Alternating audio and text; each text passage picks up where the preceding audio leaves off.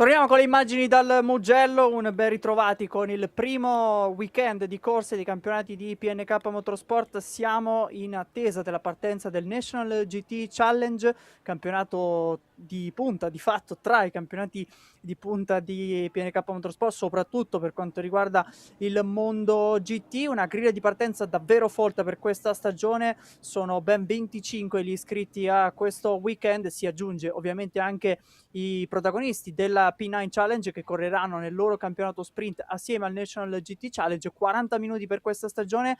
Credo che abbiamo qualche piccolo contributo prima di questa partenza dalla griglia, quindi ci spostiamo proprio in griglia di partenza a Teleonor. Sì, ci troviamo sulla griglia di partenza e è tutto pronto per la prossima gara. Sullo schieramento al primo posto troviamo Piero Alessi.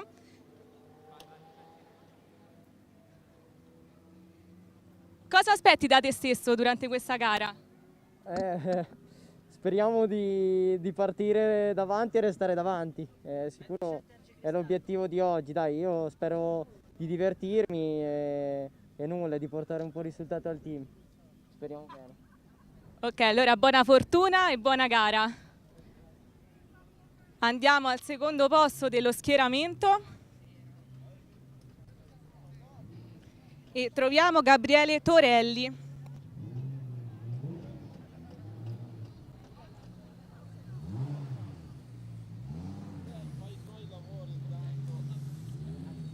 Qual è l'emozione che provi in questo momento? Secondo che apre. Qual è l'emozione che provi in questo momento? No, sono emozionato sì, però rilassato e concentrato soprattutto. Siamo davanti in categoria, quindi adesso devo solo stare concentrato per fare una bella partenza e speriamo di fare una bella gara. Perfetto, allora buona gara e adesso andiamo dalla prossima auto. Andiamo a sentire le emozioni che prova in questo momento il pilota. Sei pronto per questa gara? Assolutamente sì, vediamo come va, chi gira per primo la prima curva, però siamo qua per fare chilometri, per fare esperienza in questa nuova categoria, vediamo come va, dai, la prendiamo, non dico con calma, ma non alla morte, ecco. Perfetto, allora buona fortuna e da qui è tutto, a voi la linea. Grazie Leonora, dunque grande concentrazione per i piloti poco prima della partenza, 40 minuti quindi di fatto una gara quasi raddoppiata rispetto allo scorso format che accompagnava il National GT Challenge sino alla passata stagione. Vedremo anche il pit stop nel corso di questa gara, tra poco ci sarà invece lo spegnimento dei semafori, partenza lanciata a differenza della Clio Cup Italia come abbiamo visto in precedenza con la partenza da fermo. Tante categorie diverse perché non solo le vetture del mondo GT Cup per quanto riguarda i costruttori soprattutto che hanno accompagnato i vari monomarca in giro per l'Europa e nel campionato italiano Gran Turismo invece con la propria categoria.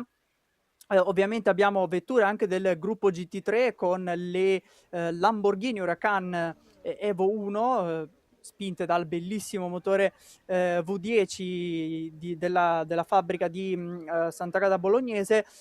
Poi troviamo anche una vettura del gruppo GTX che da regolamento corre assieme proprio alle vetture del National GT Challenge con la bellissima Bentley Continental GT3, una novità attesissima di questo weekend che si aggiunge dunque ai costruttori di questa griglia assieme a Ferrari, Porsche, Lamborghini. Si aggiunge anche il costruttore britannico, una vettura che è ormai fuori produzione, è passata un po' di moda se così vogliamo con il nuovo corso delle vetture GT3, ma rimane impressa nella memoria di tanti appassionati con vittorie storiche come quella, una delle ultime forse più sentite, quella della 12 ore di Bathurst con il team gestito ovviamente da M-Sport. Eccola qui, la vediamo proprio sullo schieramento nella parte finale alle spalle della fila, composta invece da Ferrari e appunto Audi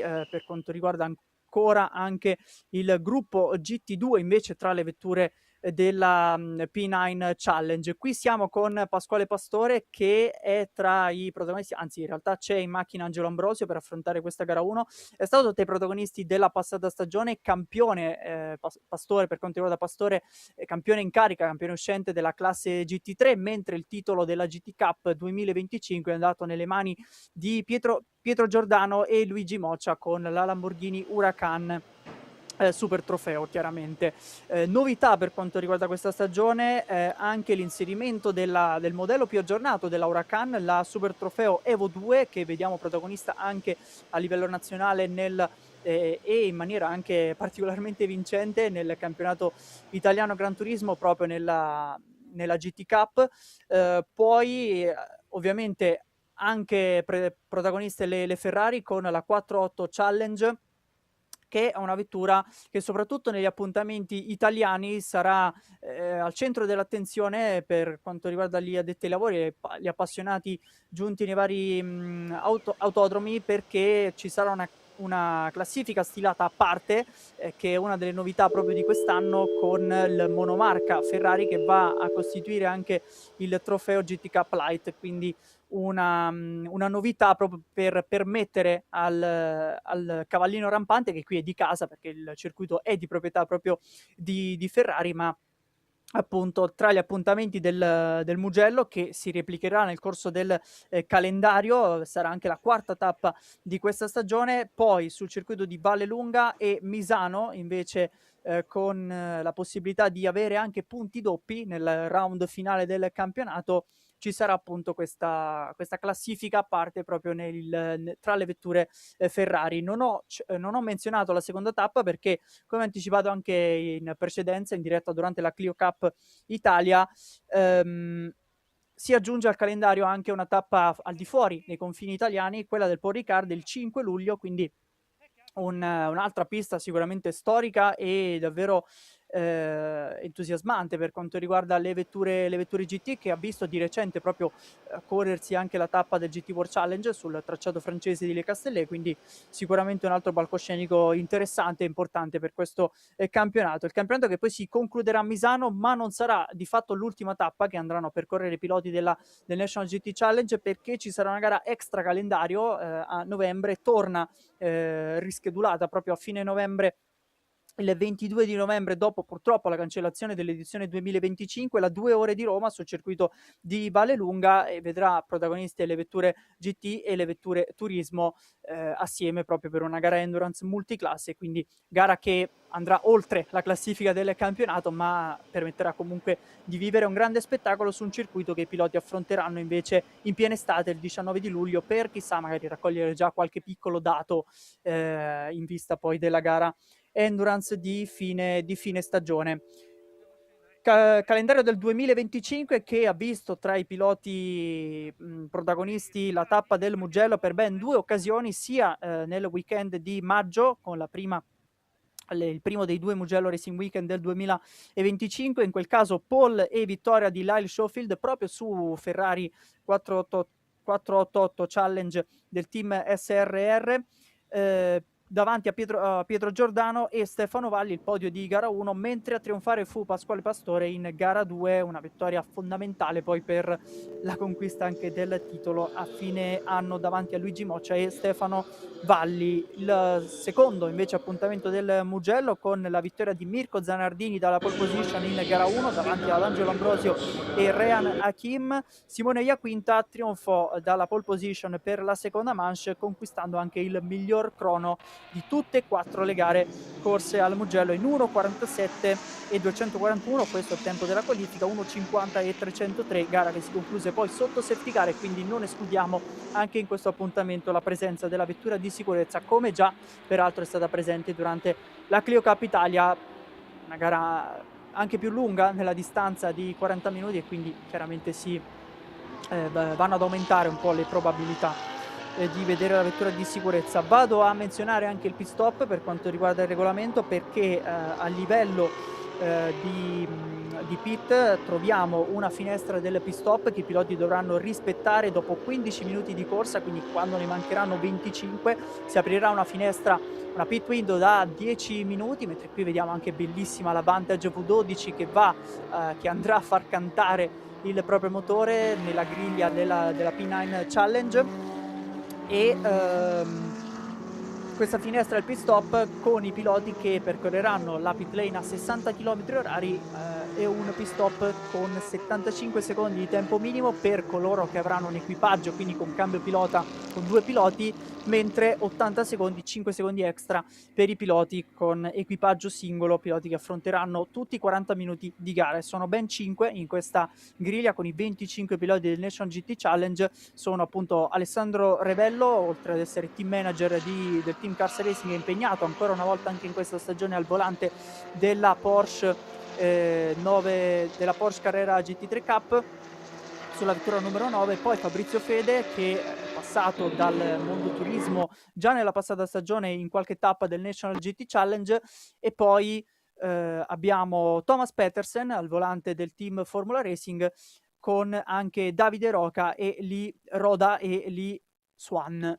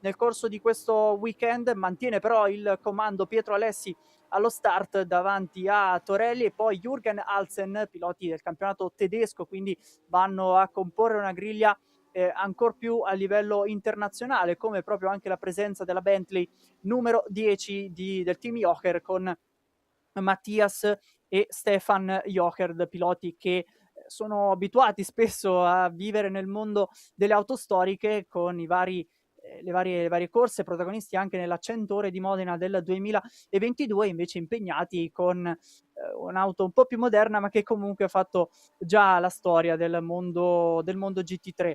Primo giro che prosegue senza particolari problemi, non era scontato comunque, con 31 vetture addirittura presenti in griglia, 25 del Nation GT Challenge e 6 dalla P9 Challenge Sprint. Intanto qui un lungo da parte di una Lamborghini, se non vado errato, così è proprio una delle Huracan Super Trofeo, che finisce lunga in uscita da curva Palagio, curva 11 delle 15 che compongono il tracciato toscano. Qui invece la Lamborghini, ma la Huracan GT3, protagonista già la scorsa stagione, livrea che abbiamo imparato a conoscere proprio con la gestione tecnica di Catapano Corse, invece quest'anno affidata alla scuderia Vesuvio, altro team sicuramente storico nel mondo del motorsport, che affonda le proprie radici a partire dagli anni 70 con la figura di Ciro Nappi. Tra i soci c'erano già nomi importanti ai tempi, tra i quali appunto anche Arturo Merzario, che vedremo protagonista proprio nel corso di questo weekend nell'Alfa Revival Cup tra i campionati partner di PNK. Si è difeso qui su rettilineo, intanto volano dei detriti dalla parte posteriore di una vettura alla staccata della San Donato. Qui siamo invece più indietro con la vettura proprio di Davide Roda. Questo è un gran peccato per uno dei piloti della famiglia che ha le corse nel sangue, con le 4 generazioni che hanno calcato le piste davvero di tutta Europa. Davide, fratello di Gianluca, papà poi chiaramente di Giorgio, che vediamo protagonista in questi anni, soprattutto a livello europeo, nella European Le Mans Series e nell'Asian Le Mans Series sul mondo dei prototipi. Davide invece che arriva più dal mondo turismo, e negli ultimi anni ha partecipato anche al campionato italiano Gran Turismo, parteciperà peraltro con un doppio impegno sia nel National GT Challenge che nel campionato, nel CGT, di fatto nella GT Cup, con però la Ferrari più aggiornata, la 296 Challenge, rispetto a questa 488 che è stata presentata poi con una versione Evo, che è la qui presente, del cavallino rampante, rispetto alla versione originale sostituita da ormai 2 stagioni dalla 296 Challenge, che compone proprio il mondo del Ferrari Challenge e non solo.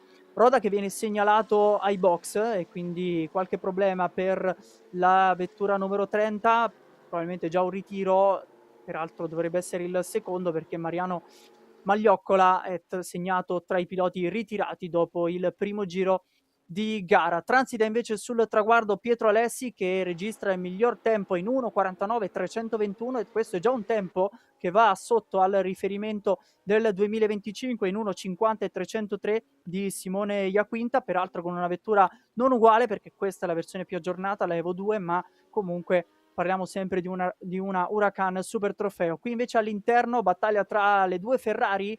Da una parte abbiamo, se non ero addirittura la vettura GT3, la vettura più interna, la San Donato, la 488 GT3, anche questa ha subito poi delle modifiche, degli aggiornamenti nel corso degli anni. Nel 2020 il pacchetto evoluzione, mentre presentata dal 2023 la 296, che proprio nel 2026 avrà il pacchetto di aggiornamenti.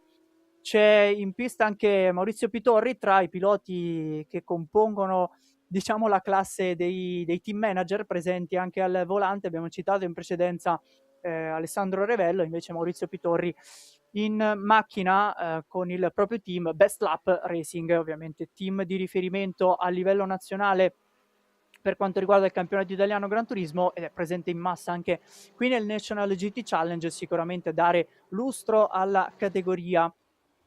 Qui si segue invece dal muretto con, abbiamo visto anche per un attimo ovviamente la maglietta di Pirelli, che chiaramente è da citare per quanto riguarda il National GT Challenge, perché è l'unica categoria che porta proprio in pista i pneumatici della casa milanese. E qui invece ancora le due Ferrari a darsi battaglia. Più avanti dette il ritmo Pietro Alessi in 1:49.6 questo passaggio, quindi leggermente più lento, ma fa il vuoto nei confronti di Gabriele Torelli, perché guadagna quasi 2 secondi in questo giro, e il distacco che infatti è salito a 4 secondi e 4 all'inizio del quarto passaggio di gara.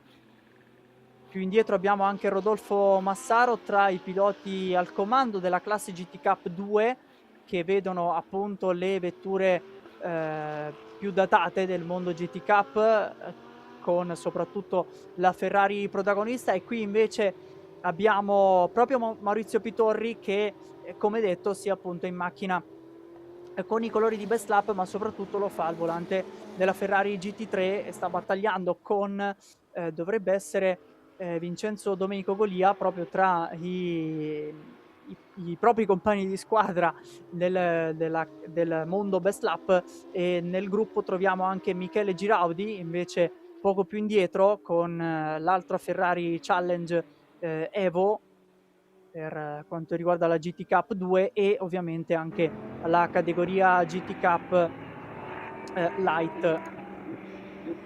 Guadagna un po' di posizioni invece Mattias Joker con la Bentley, sale in 19ª piazza dopo questi primi 7 minuti di gara. Qui inquadrata invece la M4 GT3 Evo, la vettura della casa dell'Elica, che anch'essa ha ricevuto un aggiornamento proprio negli ultimi anni, con una macchina che è nata principalmente per essere competitiva nelle gare endurance, quindi nelle gare di durata maggiore, grazie a un passo davvero prolungato, oltre 5 metri di macchina, con questa GT3 che è portata in pista da Jürgen Alsen in terza posizione, anzi viene segnalato adesso in seconda piazza, quindi forse un problema per Torelli, potrebbe però essere anche un dato sballato da parte dello spotter, che ha già avuto qualche piccolo problema all'inizio di questa giornata.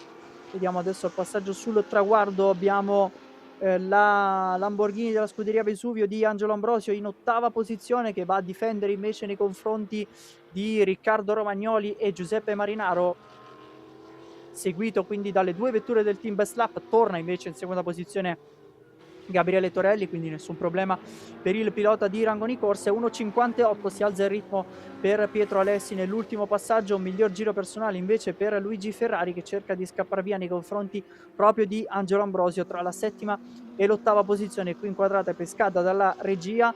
Dalle immagini la Lamborghini GT3, vedete questo è il distacco che separa la settima e ottava posizione, circa 2 secondi, guadagna però qualcosa nel primo settore, va a sfruttare il carico aerodinamico della vettura GT3 rispetto invece alla Challenge di Formula Racing e di Luigi Ferrari, che occupa la seconda posizione tra le Challenge e quindi nella classe GT Cup Light. Da segnalare anche la Porsche 992 GT3 Cup di Track and Go per quanto riguarda Alberto Fulgori in sesta piazza, quindi è sicuramente un'ottima prestazione da parte della vettura di Stoccarda con Fulgori tra le prime posizioni. Eccola qui con la vettura numero 9. Vado a sottolineare questo risultato perché qui al Mugello, comunque con un lungo rettilineo da oltre 1 chilometro, avere una Porsche potrebbe essere una sorta di svantaggio in realtà, perché è una vettura che presenta meno cavalli rispetto alle proprie compagne di classe nel mondo Cup, con la Lamborghini e la Ferrari, in particolar modo la Lamborghini, che è spinta da un V10 da oltre 5 litri, davvero un motore imponente per quanto riguarda la casa di Sant'Agata Bolognese, che nel corso degli anni, soprattutto con il progetto Temerario 2026, sta abbracciando invece un motore un po' più piccolo, in particolare proprio quello della Temerario. Vedremo poi quale sarà il futuro anche del monomarca Lamborghini, chiaramente con la nuova super trofeo. Qui si discute al muretto box in vista della fase del pit stop, perché sono passati 10 minuti e quindi tra circa 5 minuti si aprirà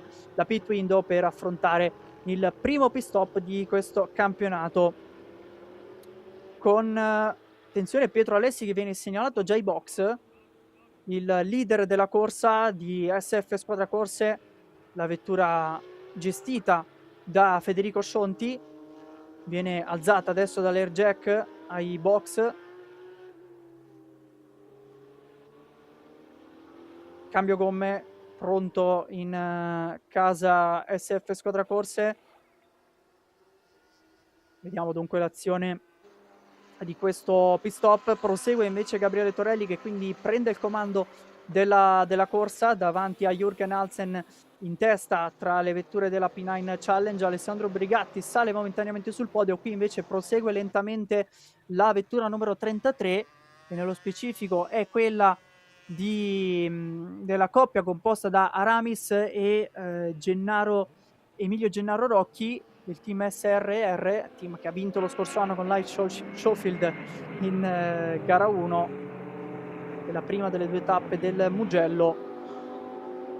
Ancora Ferrari a darsi battaglia con Maurizio Pittori, che ha perso la posizione da Michele Giraudi, posizione che vale in questo momento l'11ª piazza, mentre Alessi è fermo ancora in pit lane. Ricordo ovviamente un pit stop minimo da 75 secondi.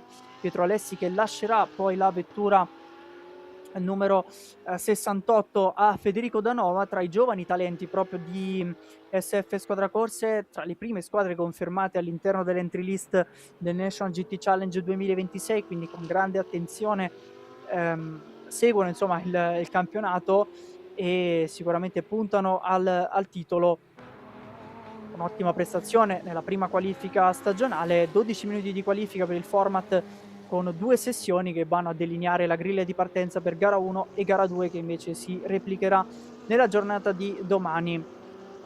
Intanto prosegue ancora Gabriele Torelli e qui probabilmente qualche problema per Pietro Alessi, perché al di là dei 75 secondi da rispettare per il pit stop, che di fatto sono quasi un giro, ma adesso è stato già doppiato, anzi verrà doppiato in questo giro, e quindi purtroppo una gara sfortunata per il pole sitter Pietro Alessi, che a questo punto si vedrà insomma scorrere tutte le vetture e scivolerà in fondo al gruppo. E quindi in testa troviamo Gabriele Torelli con quasi 7 secondi di vantaggio sulla BMW M4 GT3 di Jürgen Alsen. Sale sul podio Alessandro Brigatti, già citato in precedenza, che difende i colori di Lema Racing. Che traverso qui della vettura numero 157 di Giuseppe Marinaro, che sta cercando di prendere la posizione sul compagno di squadra Riccardo Romagnoli. Sono abbastanza ravvicinati i piloti del team Best Lap. Troviamo 3 piloti in ottava, nona e decima piazza, invece a separare il team manager Maurizio Pitorri e Domenico Vincenzo Golia, troviamo Michele Giraudi in 11ª posizione. Qui abbiamo il pilota sulla vettura invece di Formula Racing, Luigi Ferrari, compagine danese che è impegnata anche a livello internazionale, quindi dunque abbiamo team assoluto riferimento per quanto riguarda la griglia del Nation GT Challenge. Formula Racing che è impegnata non solo nella European Le Mans Series, che ho già citato in precedenza con la famiglia Roda, ma anche nel mondiale Endurance, nel FIA WEC, con i piloti impegnati qualche stagione fa con la vettura di Spirit of Race. Qui invece si discute ai box con Alessi fuori dalla macchina già, e quindi confermati di fatto i problemi per il ex ormai leader della corsa.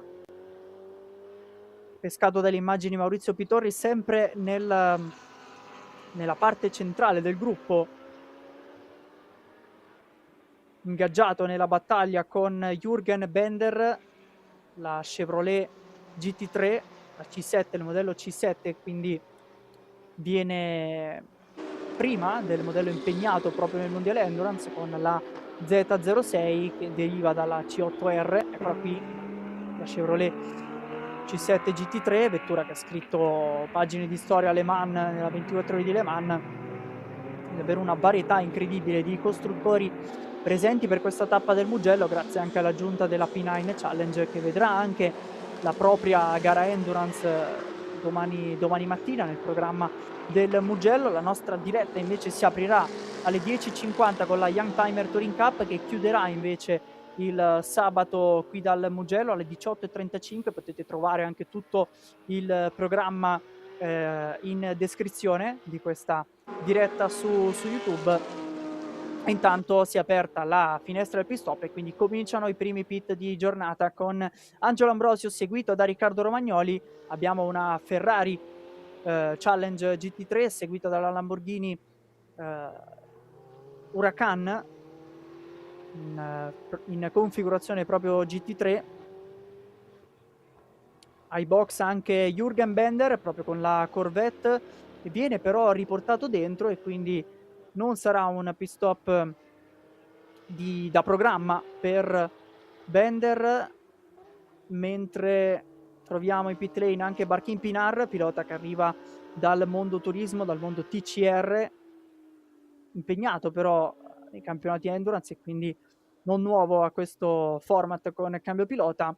Matteo Marulla, Filippo Frangioni e proprio Thomas Petersen vanno a completare i piloti che stanno effettuando una sosta. Qui siamo sulla vettura numero 25, quella di Barkin Pinar di Seven Hills Motorsport, team che ritroveremo in pista anche nella prossima gara di giornata, la RS Cup. Tra i team di riferimento con il monomarca Renault si è aggiunto alla griglia del National GT Challenge a dare proprio un nuovo programma per questo 2026 tra i campionati di PNK Motorsport. Prosegue ancora Torelli, c'è un po' di tempo per completare la sosta, circa 7 minuti ancora prima della chiusura della pit window. Torna in pista Angelo Ambrosio davanti a Riccardo Romagnoli, mi correggo Pasquale Pastore ovviamente, che ha preso il posto di Angelo Ambrosio, mentre per la vettura numero 43 di Romagnoli troviamo Elio Marchetti, che dunque prende il posto del pilota italiano impegnato nel corso delle stagioni, non solo nel campionato italiano Gran Turismo, poi anche nel TCR Italy e ovviamente anche nell'Euronascar Romagnoli, dove ha ottenuto risultati importanti. Pit stop per Maurizio Pitorri sulla Ferrari 488 GT3, lui invece rimarrà in macchina, non ci sarà cambio pilota tra i 5 piloti che affronteranno tutti i 40 minuti di questa giornata, più ulteriori 40 minuti nella giornata di domani, e quindi serve anche tanta preparazione fisica per affrontare questa gara. E Mugello è tra le piste proprio più sfidanti dal punto di vista fisico, con le tante la forza G che viene impiegata durante la percorrenza dei curvoni. Intanto c'era stato sicuramente un lungo in uscita, direi dalla Luco Poggiosecco, si era alzata della polvere dalla ghiaia in esterna da curva 3. Qui invece siamo verso Casanova Savelli, ed ecco anche l'Audi inquadrata tra i costruttori protagonisti, la R8 GT4, pardon, in precedenza mi è sfuggita una Audi R8 GT2 che presenta caratteristiche comunque simili. È un po' un nuovo format studiato da parte di SRO, del gruppo SRO, per mettersi in mezzo al mondo GT3 e GT4. Qui invece siamo con la R8 GT4, la casa degli anelli di Ingolstadt, che ormai da qualche anno vede sparito il supporto proprio dalla casa madre per via della concentrazione da parte di Audi per il programma Formula 1, che ha debuttato chiaramente in questo 2026 con i nuovi motori Audi, che però continua ad essere comunque in pista con i programmi GT e TCR. E qui ai box, tra le vetture di Best Lap, Domenico Vincenzo Golia con la vettura numero 15, troviamo anche Luigi Ferrari, Michele Giraudi e proprio Lee Swan per Formula Racing. Continua invece ancora Gabriele Torelli, che quindi dopo aver guadagnato la leadership non l'ha mai lasciata, e anzi aumenta il gap di vantaggio a 12 secondi su Jürgen Alsen. Attaccato anche Alessandro Brigatti, eccolo qui, con i colori di Lema Racing, colori un po' diversi per via degli sponsor rispetto alla vettura di Mladenovic, che abbiamo visto impiegata nella gara della Clio Cup Italia. Qui la Huracan ST Evo 2 di Alessandro Brigatti. Invece troviamo ai box Jürgen Alsen, che quindi cerca di anticipare la mossa rispetto a Gabriele Torelli, anche se il vantaggio è solido per il leader della corsa, seguito Alsen anche da Brigatti. Pit limiter ingaggiato a 60 km/h da affrontare la pit lane del Mugello, pit lane anche piuttosto lunga, considerando al fianco invece le vetture che transitano ad oltre 200 km/h sul rettilineo principale.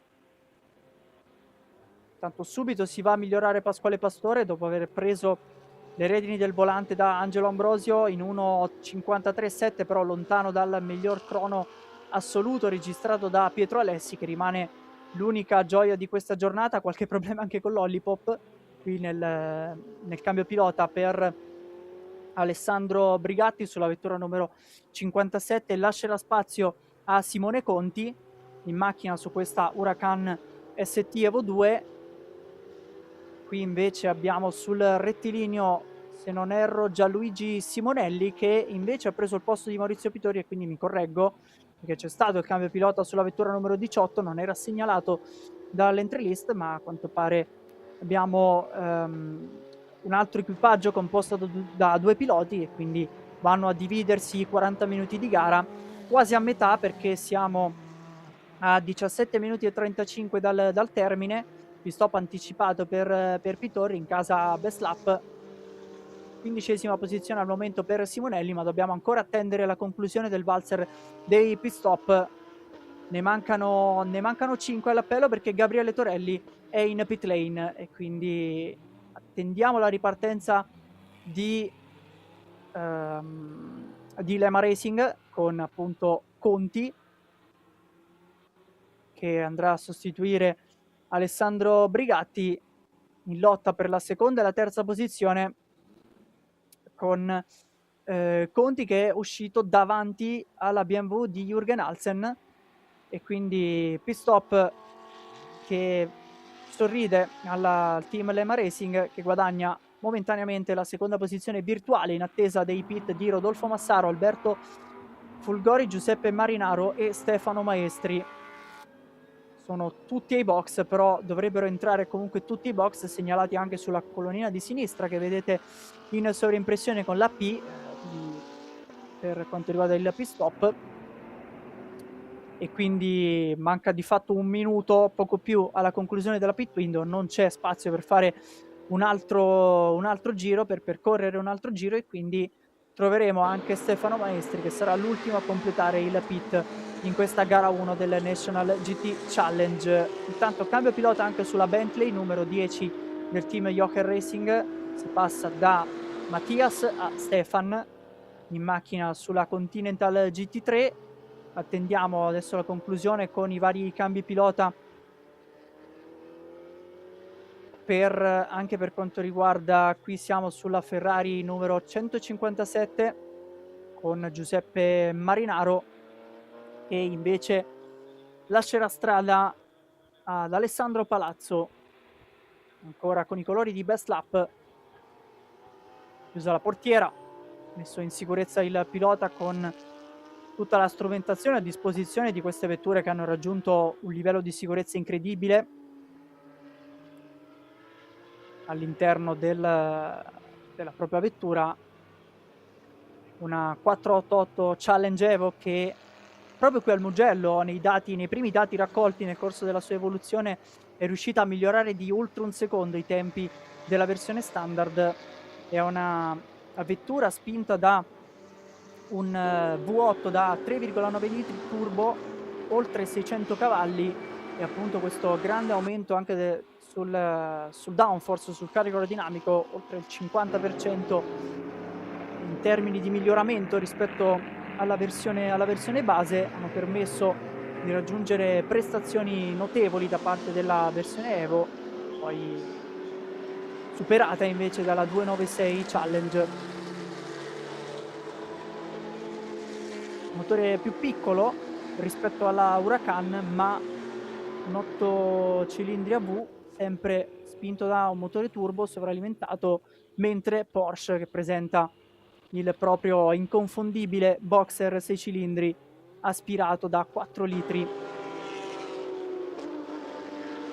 Trazione e motore posteriore, chiaramente per la Porsche, è una delle caratteristiche peculiari proprio della 992 o comunque della 911 nel corso della propria storia. Eccola qui Porsche che si raffronta proprio in staccata alla San Donato sulla Ferrari di Simonelli, che viene anche insidiato da una vettura Cup, anzi da due vetture Cup, con Lee Swan e credo anche Gianluca Giraudi tra i protagonisti di questa battaglia.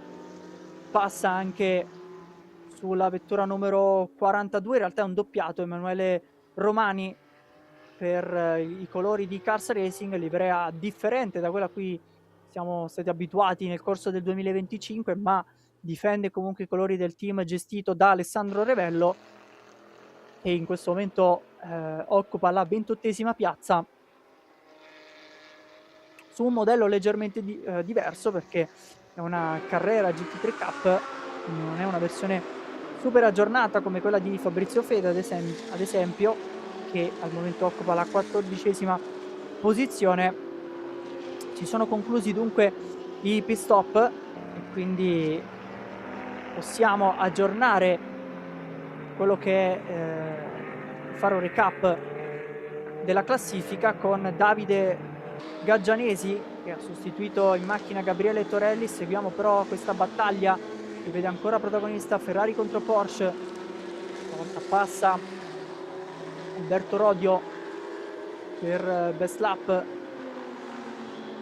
C'è ovviamente in mezzo Emanuele Romani che è doppiato, e qui invece la conferma sul monitor, sul pannello LED sul retino principale della chiusura della pit window.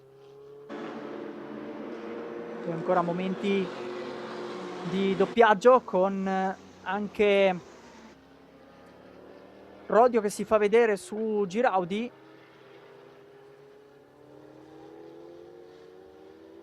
Adesso il gruppo che è un po' si è un po' spezzettato nel mezzo, lo vediamo anche la bandiera blu presente sui pannelli a bordo pista, che va a segnalare proprio una vettura doppiata che ha il compito di lasciare spazio alle vetture più veloci.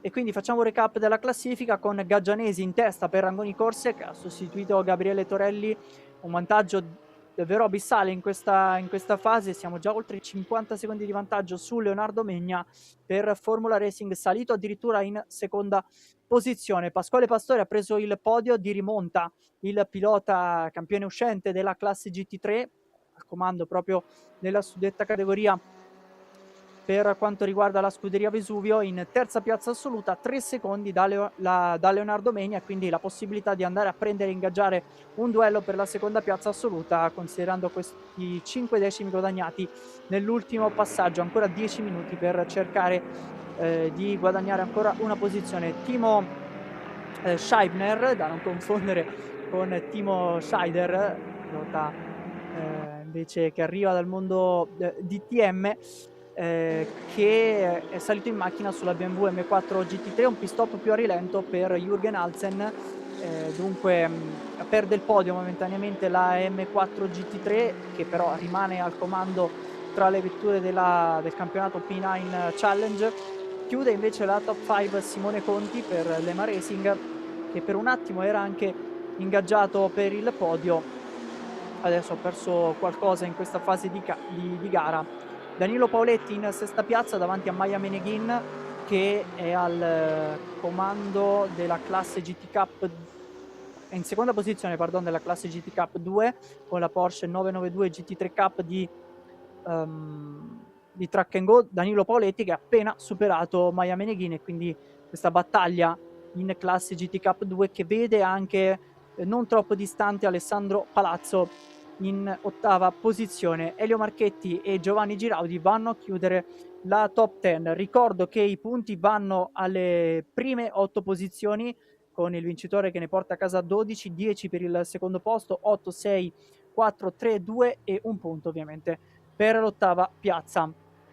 Ed eccola la Bentley che è in pista con Stefan Jocher, sta risalendo in classifica perché si trova in 14ª posizione assoluta. Le immagini mi permettono anche di parlare un po' di storia per quanto riguarda questa vettura, che in realtà vede il primo modello nella Continental, della Continental stradale, una vettura non nata per le corse. Questa è proprio la particolarità di questo progetto studiato da Bentley Motorsport e da M-Sport, pagine britannica che è impegnata anche nel mondo dei rally.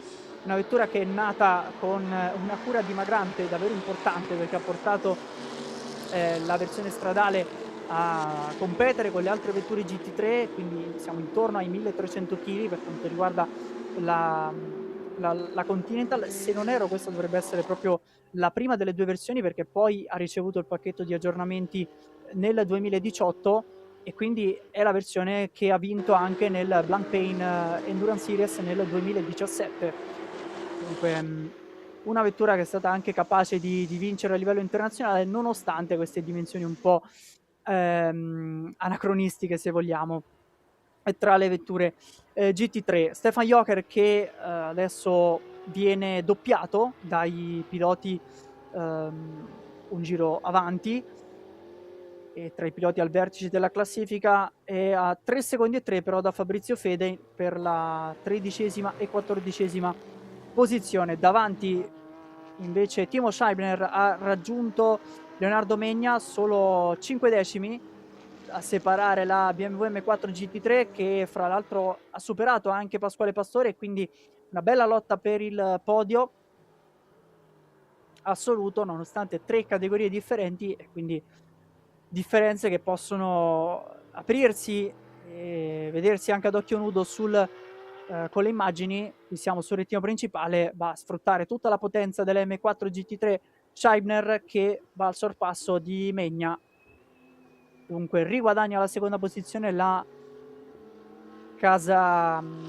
vettura della casa bavarese, con Megna che rimane al comando della classe GT Cup 2, vettura meno aggiornata oltre alla GT Cup Light, perché rappresentante del cavallino rampante tra le Ferrari Challenge, che hanno divertito il pubblico, che oltre all'azione in pista può godere in questo fine settimana anche di un paddock davvero acceso, con tanta musica, tanto spettacolo, intrattenimento, e anche questo chiaramente fa parte del mondo di PNK Motorsport. Non solo la tanta azione in pista, i tanti campionati differenti, perché siamo passati dal mondo turismo al mondo GT. Invece con il National GT Challenge ritroveremo poi i vari monomarca di questa giornata, anche tra i campionati partner, tra i campionati di supporto per quanto riguarda questo weekend con la Twinco Cup Series.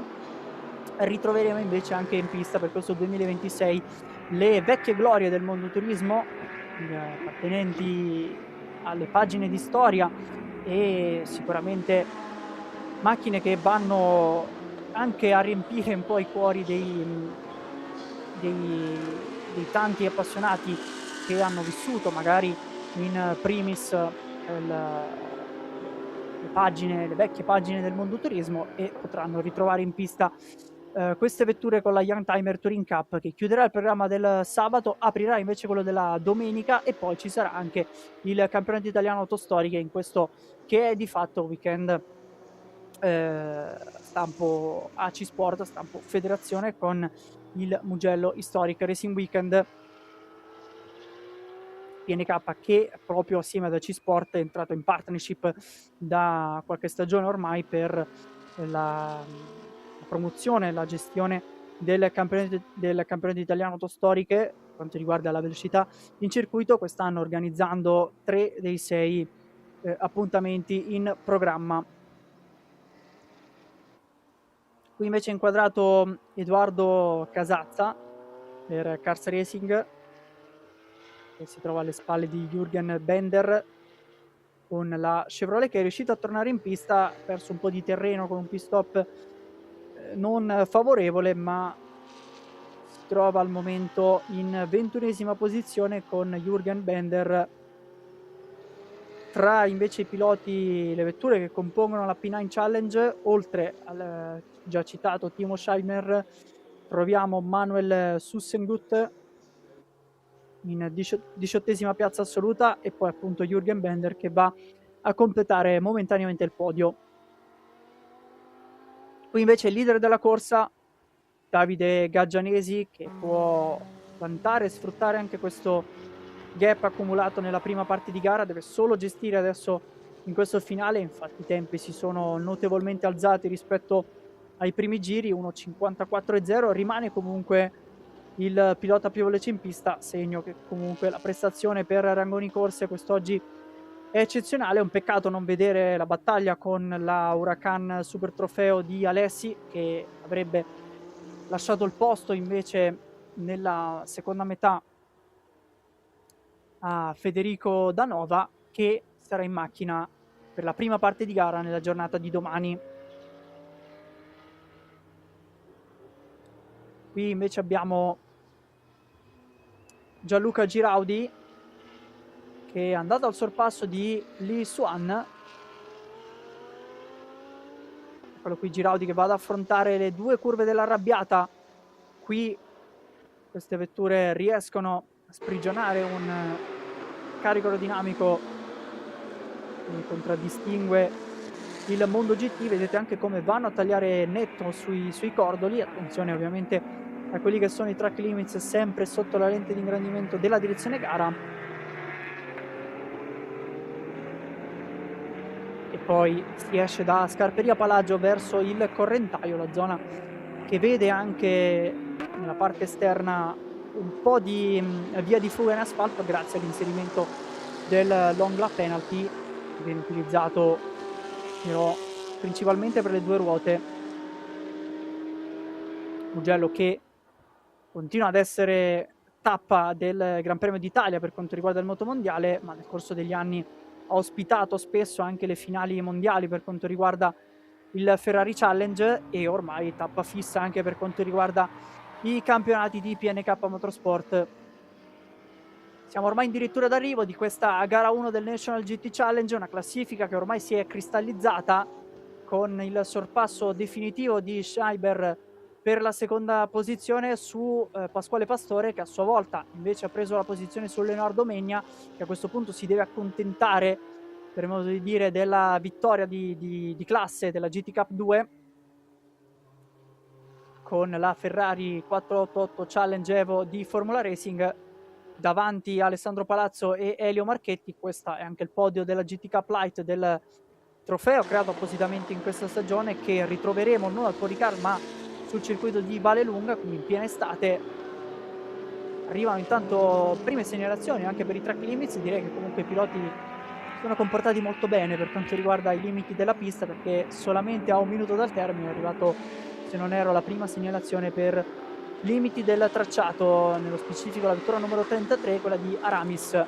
Intanto con l'immagine andiamo a seguire Davide Gaggianesi, perché c'è il doppiaggio dell'Aston Martin Vantage V12 verso la percorrenza della Bucine, ma siamo a 40 secondi dal termine, quindi ancora un giro da affrontare per Gaggianesi in testa per Rangoni Corse. Sarebbe, credo, una doppietta proprio per il team della famiglia Rangoni, con i fratelli che sono impegnati dopo la loro esperienza come piloti anche dalla parte manageriale.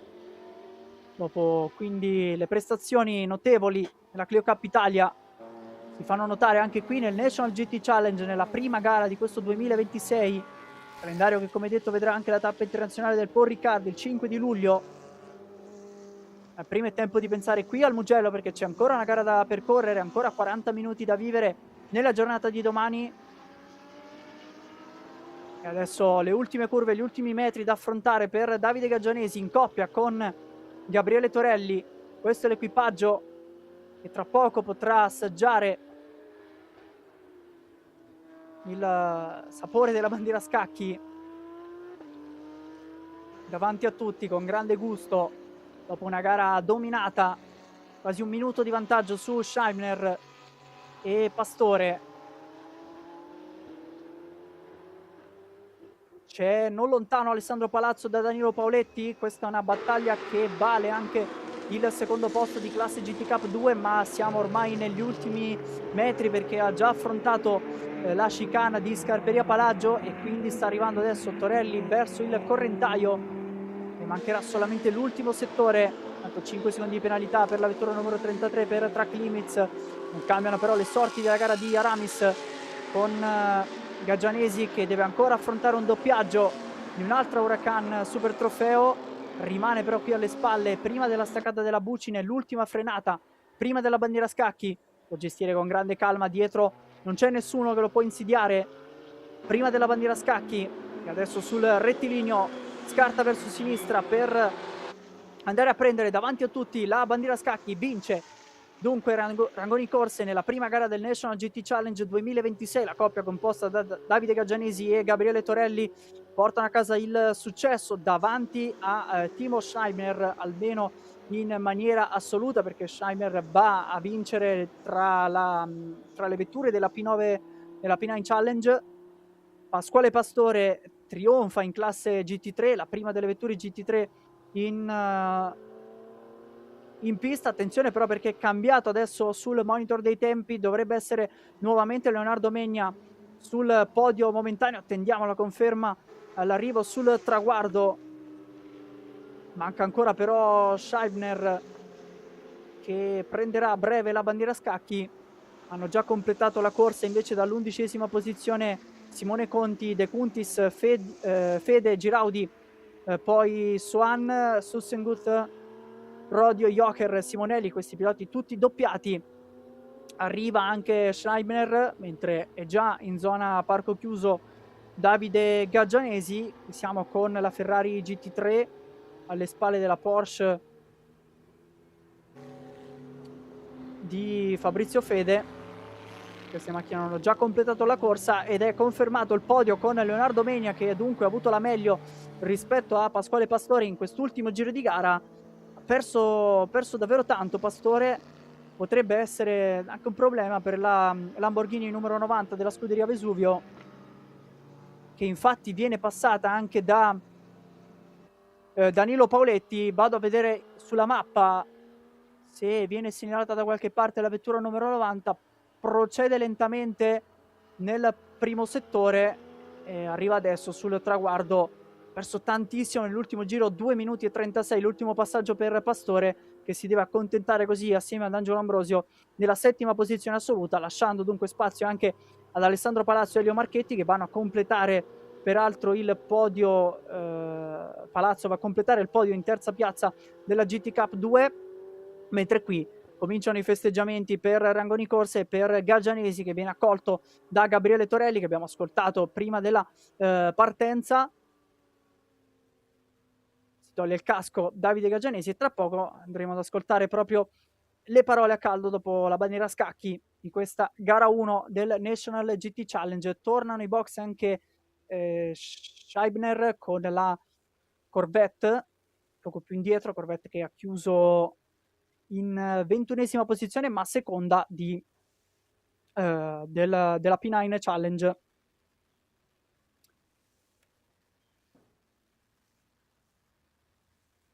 E quindi questi sono i risultati della prima gara del National GT Challenge qui dal Mugello, gara 2 che si replicherà nella giornata di domani alle ore 13:10, se non erro, dopo il campionato italiano autostoriche.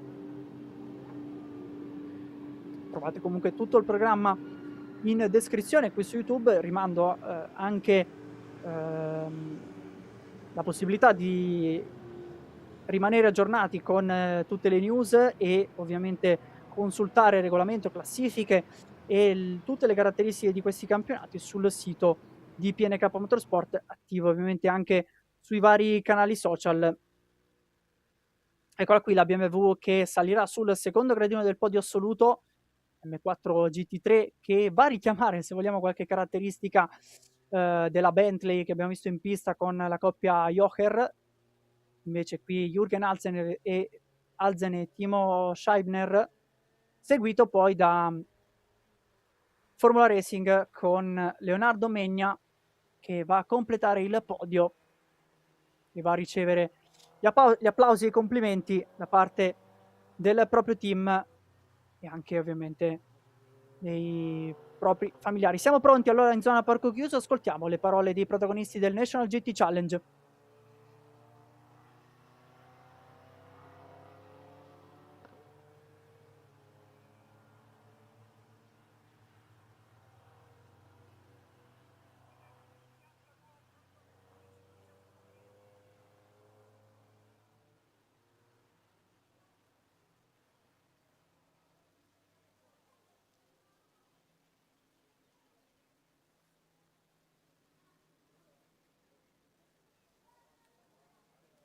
Abbiamo qualche piccolo problema audio, vedremo se riusciremo a ripristinare il collegamento nella zona con i protagonisti sul podio.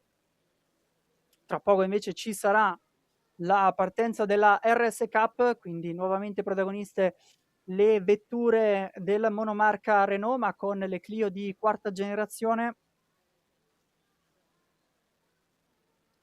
Immagini che vanno a seguire sulla griglia di partenza del Mugello, che tra poco verrà popolata dalle vetture dell'RS Cup.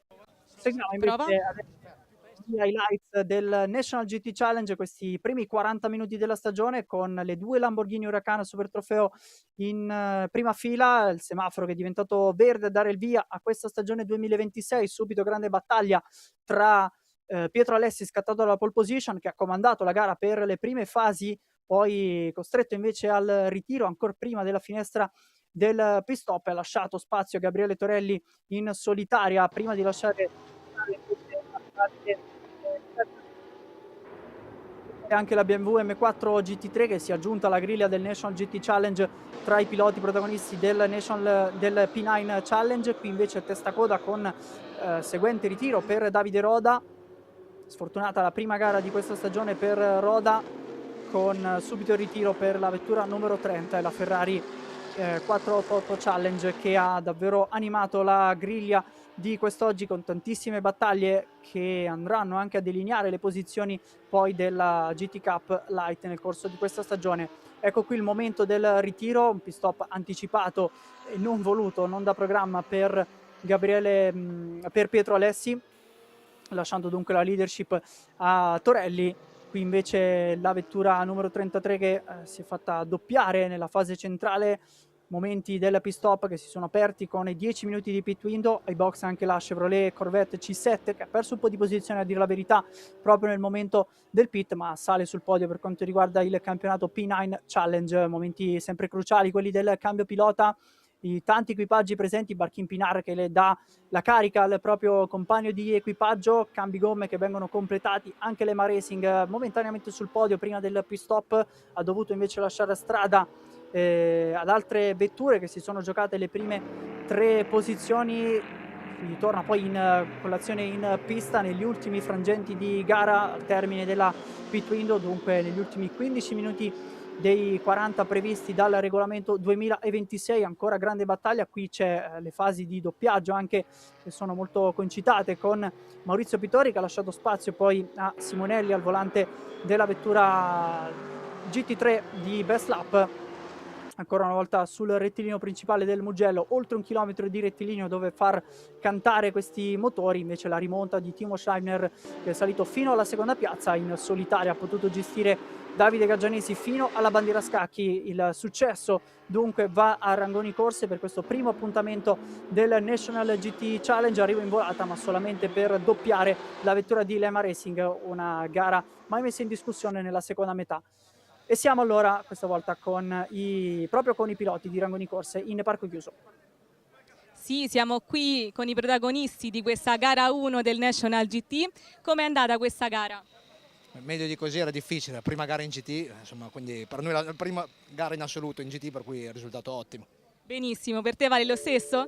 Beh, assolutamente sì, peccato per i nostri diretti rivali del team di Scionti, di Federico Scionti. Poteva essere un bel confronto, però insomma noi abbiamo lavorato tanto, non ci fermeremo qua perché comunque la macchina è abbastanza bilanciata, continuiamo a lavorare e vediamo poi per le prossime. Perfetto, allora congratulazioni e passiamo ai secondi classificati di questa categoria di gara 1.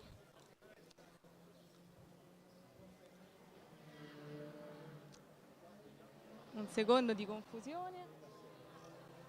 Se cerchi i driver sono lì. Mi sa che si sono spostati. Loro sono i terzi classificati di questa gara 1. Come vi sentite? Quali emozioni provate in questo momento? Ma stiamo benissimo, abbiamo vinto, quindi di categoria. Io sto benissimo, tu? Direi che è stata la mia prima vittoria, quindi non posso che non stare bene, quindi è stato bellissimo e abbiamo fatto il nostro lavoro, abbiamo portato la macchina a casa, diciamo, quindi abbiamo fatto un bel lavoro tutti, quindi bene. Una bella esperienza, quindi? Certo, sì, è molto bello sempre fare felice il team. Oggi siamo stati bravissimi tutti, soprattutto il mio compagno di squadra. Assolutamente sì, come ho detto abbiamo fatto tutti un bel lavoro sia dalle prove libere, abbiamo avuto magari qualche problemino con l'assetto ma abbiamo sistemato tutto per le qualifiche, quindi abbiamo fatto veramente un ottimo lavoro tutti, quindi sono super soddisfatto. Perfetto, congratulazioni allora. Passiamo ai prossimi protagonisti di questa gara.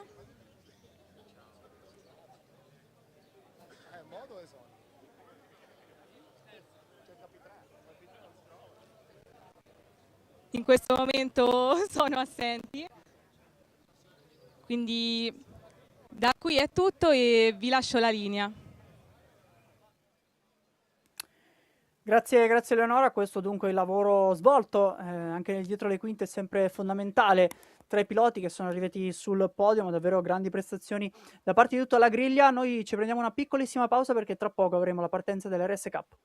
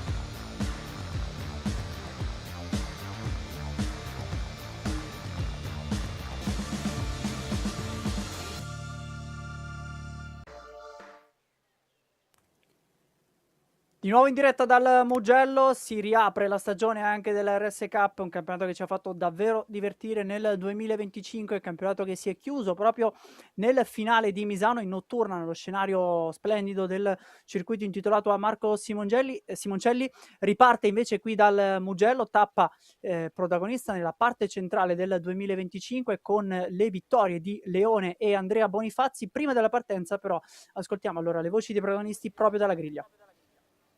Sì, qui è tutto pronto dalla griglia di partenza, i piloti sono schierati, andiamo subito a sentire come si sentono. Il primo è Ruberti. Come ti senti? Agitato. Ci vuoi dire altro? No, grazie. Va benissimo, allora lasciamo stare il pilota, passiamo subito al secondo qualificato.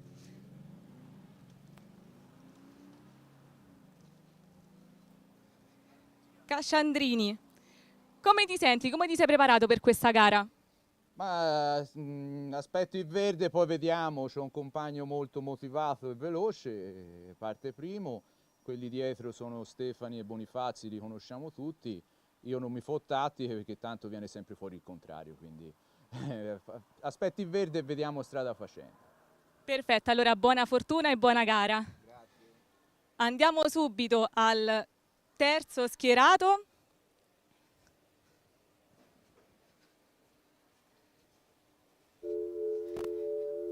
Stefani, come ti senti in questo momento?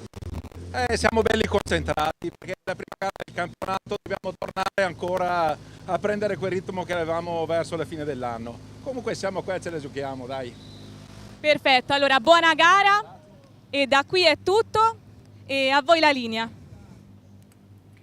Grazie Eleonora, in extremis anche le parole di Manuel Stefani, vincitore della classe over 50 nel 2025 con 6 vittorie e 11 podi, solamente una quarta posizione come peggior risultato, segno che comunque la costanza è di casa per il pilota di Seven Hills Motorsport, che scatta dalla seconda fila, apre la seconda fila proprio tutta d'appannaggio di Seven Hills Motorsport, e invece una prima fila per MC Motortecnica che vede la new entry Riccardo Ruberti, l'abbiamo sentito anche tesissimo ai microfoni prima di questa partenza che apre la stagione 2026 della RS Cup.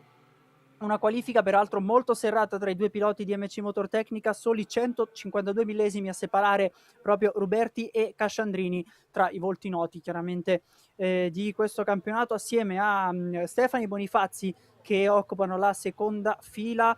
2:10.629, questo è il tempo che è valso la pole position a Riccardo Ruberti. Poi a completare lo schieramento di partenza troviamo Ercole Cipolla in terza fila davanti a Riccardo Rogari e in sesta posizione. Poi settima piazza per Mario Beltrami, Giovanni Diana in ottava casella, ultima fila per Onofrio Mariella e Luciano Moscatello. Quindi un mix tra nomi noti del 2025 e qualche novità per questa nuova stagione, una griglia che vede composta 10 piloti per questo weekend del Mugello, un numero se vogliamo minore rispetto a quanto siamo abituati e a quanto abbiamo visto durante il 2025. Speriamo comunque che nel corso della stagione possano aumentare anche le entry list per la RS Cup a livello proprio di campionato. Ricordo che il punteggio previsto è quello standard FIA, quindi 25 punti che vanno al vincitore, 18 al secondo, 15 al terzo classificato sul podio, poi si scende fino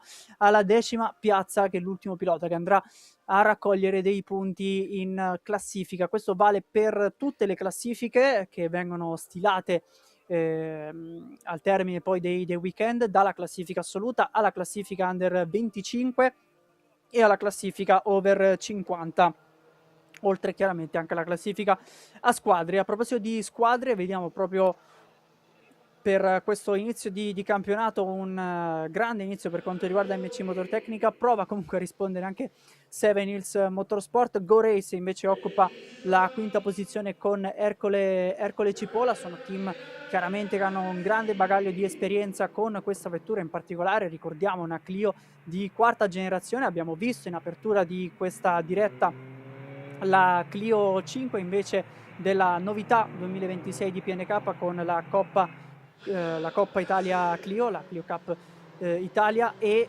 la RS Cup che torna con la ormai già conosciuta e molto potente comunque Clio con questi motori 1600 turbo, quindi tanto spettacolo che ci aspettiamo anche da questa gara del Mugello. Attenzione in particolare alla gestione delle gomme, anche se siamo in tardo pomeriggio, a temperatura che è un po' scesa rispetto all'inizio giornata, con 24 gradi per l'aria e 35 sull'asfalto, quindi circa 10 in meno rispetto alla gara delle Clio di quinta generazione, ma un circuito davvero ostico per quanto riguarda la spalla esterna delle gomme e in particolare ovviamente l'asse anteriore, essendo queste vetture a trazione anteriore. Lo scorso anno le vittorie per quanto riguarda il Mugello di Leone in gara 1, nonostante la pole position di Andrea Bonifazzi in 2:09.968, un tempo incredibile per il pilota romano, e poi la vittoria di Davide Pezza a Misano con l'ultima gara del 2025, gara 2 che invece andò a Bonifazzi per quanto riguarda il Mugello. Luca Franca a trionfare con il team Black Cars nell'ultima gara della RS Cup, che si è corsa per ora fino a questa partenza che dunque apre una nuova stagione. Leone vincitore del campionato 2025 con 190 punti contro i 161 conquistati e registrati da Andrea Bonifazzi, un totale di 4 vittorie e 6 podi su 12 gare corse per il pilota che ha trionfato nel 2025, assente da questa griglia di partenza per la prima gara del 2026. Siamo pronti però con la prima partenza dell'RS Cup in questa stagione. Si spengono i semafori, partenza da fermo anche per l'RS Cup. Subito una lotta tra MC Motortecnica, tra due piloti di MC Motortecnica, con Ruberti a difendere la pole position conquistata in mattinata su Fulvio Casciandrini. Un buono spunto da parte di Stefani dalla terza piazza, credo abbia superato adesso Casciandrini. Infatti un testa a testa tra Stefani e Bonifazzi alla San Donato per la seconda posizione, mentre scappa via davanti Riccardo Ruberti. Perso un po' di terreno invece Fulvio Casciandrini. Attendiamo adesso la fotocellula del primo settore per capire quale sarà l'ordine di questo primo giro di gara, con le Clio che adesso transitano proprio alla staccata della Materassi e poi del cambio di direzione per Borgo San Lorenzo. Si va in discesa in picchiata verso Casanova Savelli, si risale invece per le due curve dell'Arrabbiata e andranno poi a concludere anche il settore centrale. Ecco qui inquadrato Mario Beltrami, tra le novità di questa stagione anche lui appartenente al plotone dei piloti di MC Motortecnica, team con grande esperienza davvero su queste vetture monomarca Clio.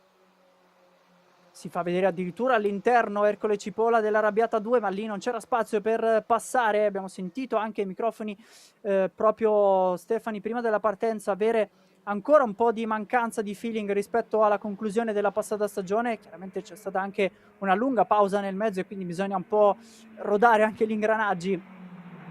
Tornando in pista qui al Mugello, Ruberti che mantiene il comando delle operazioni davanti proprio alla vettura di Manuel Stefani, che prova ad insidiare però il pilota di MC Motortecnica, e quindi si apre la battaglia per il primato, per la leadership al termine di questo primo giro di gara. Traiettoria leggermente più interna alla Bucine, almeno in approccio curva, poi una percorrenza di questa lunga curva verso sinistra con un banking positivo che aiuta chiaramente la percorrenza dei piloti, ma mette in risalto anche quelle che sono le temperature delle gomme, soprattutto quelle più esterne. Passaggio sul traguardo che vede a questo punto Riccardo Ruberti completare il primo giro in testa su invece Stefani, che però prova ad insidiarsi in curva 1. Grande staccata all'esterno della San Donato, ne approfitta anche Bonifazzi per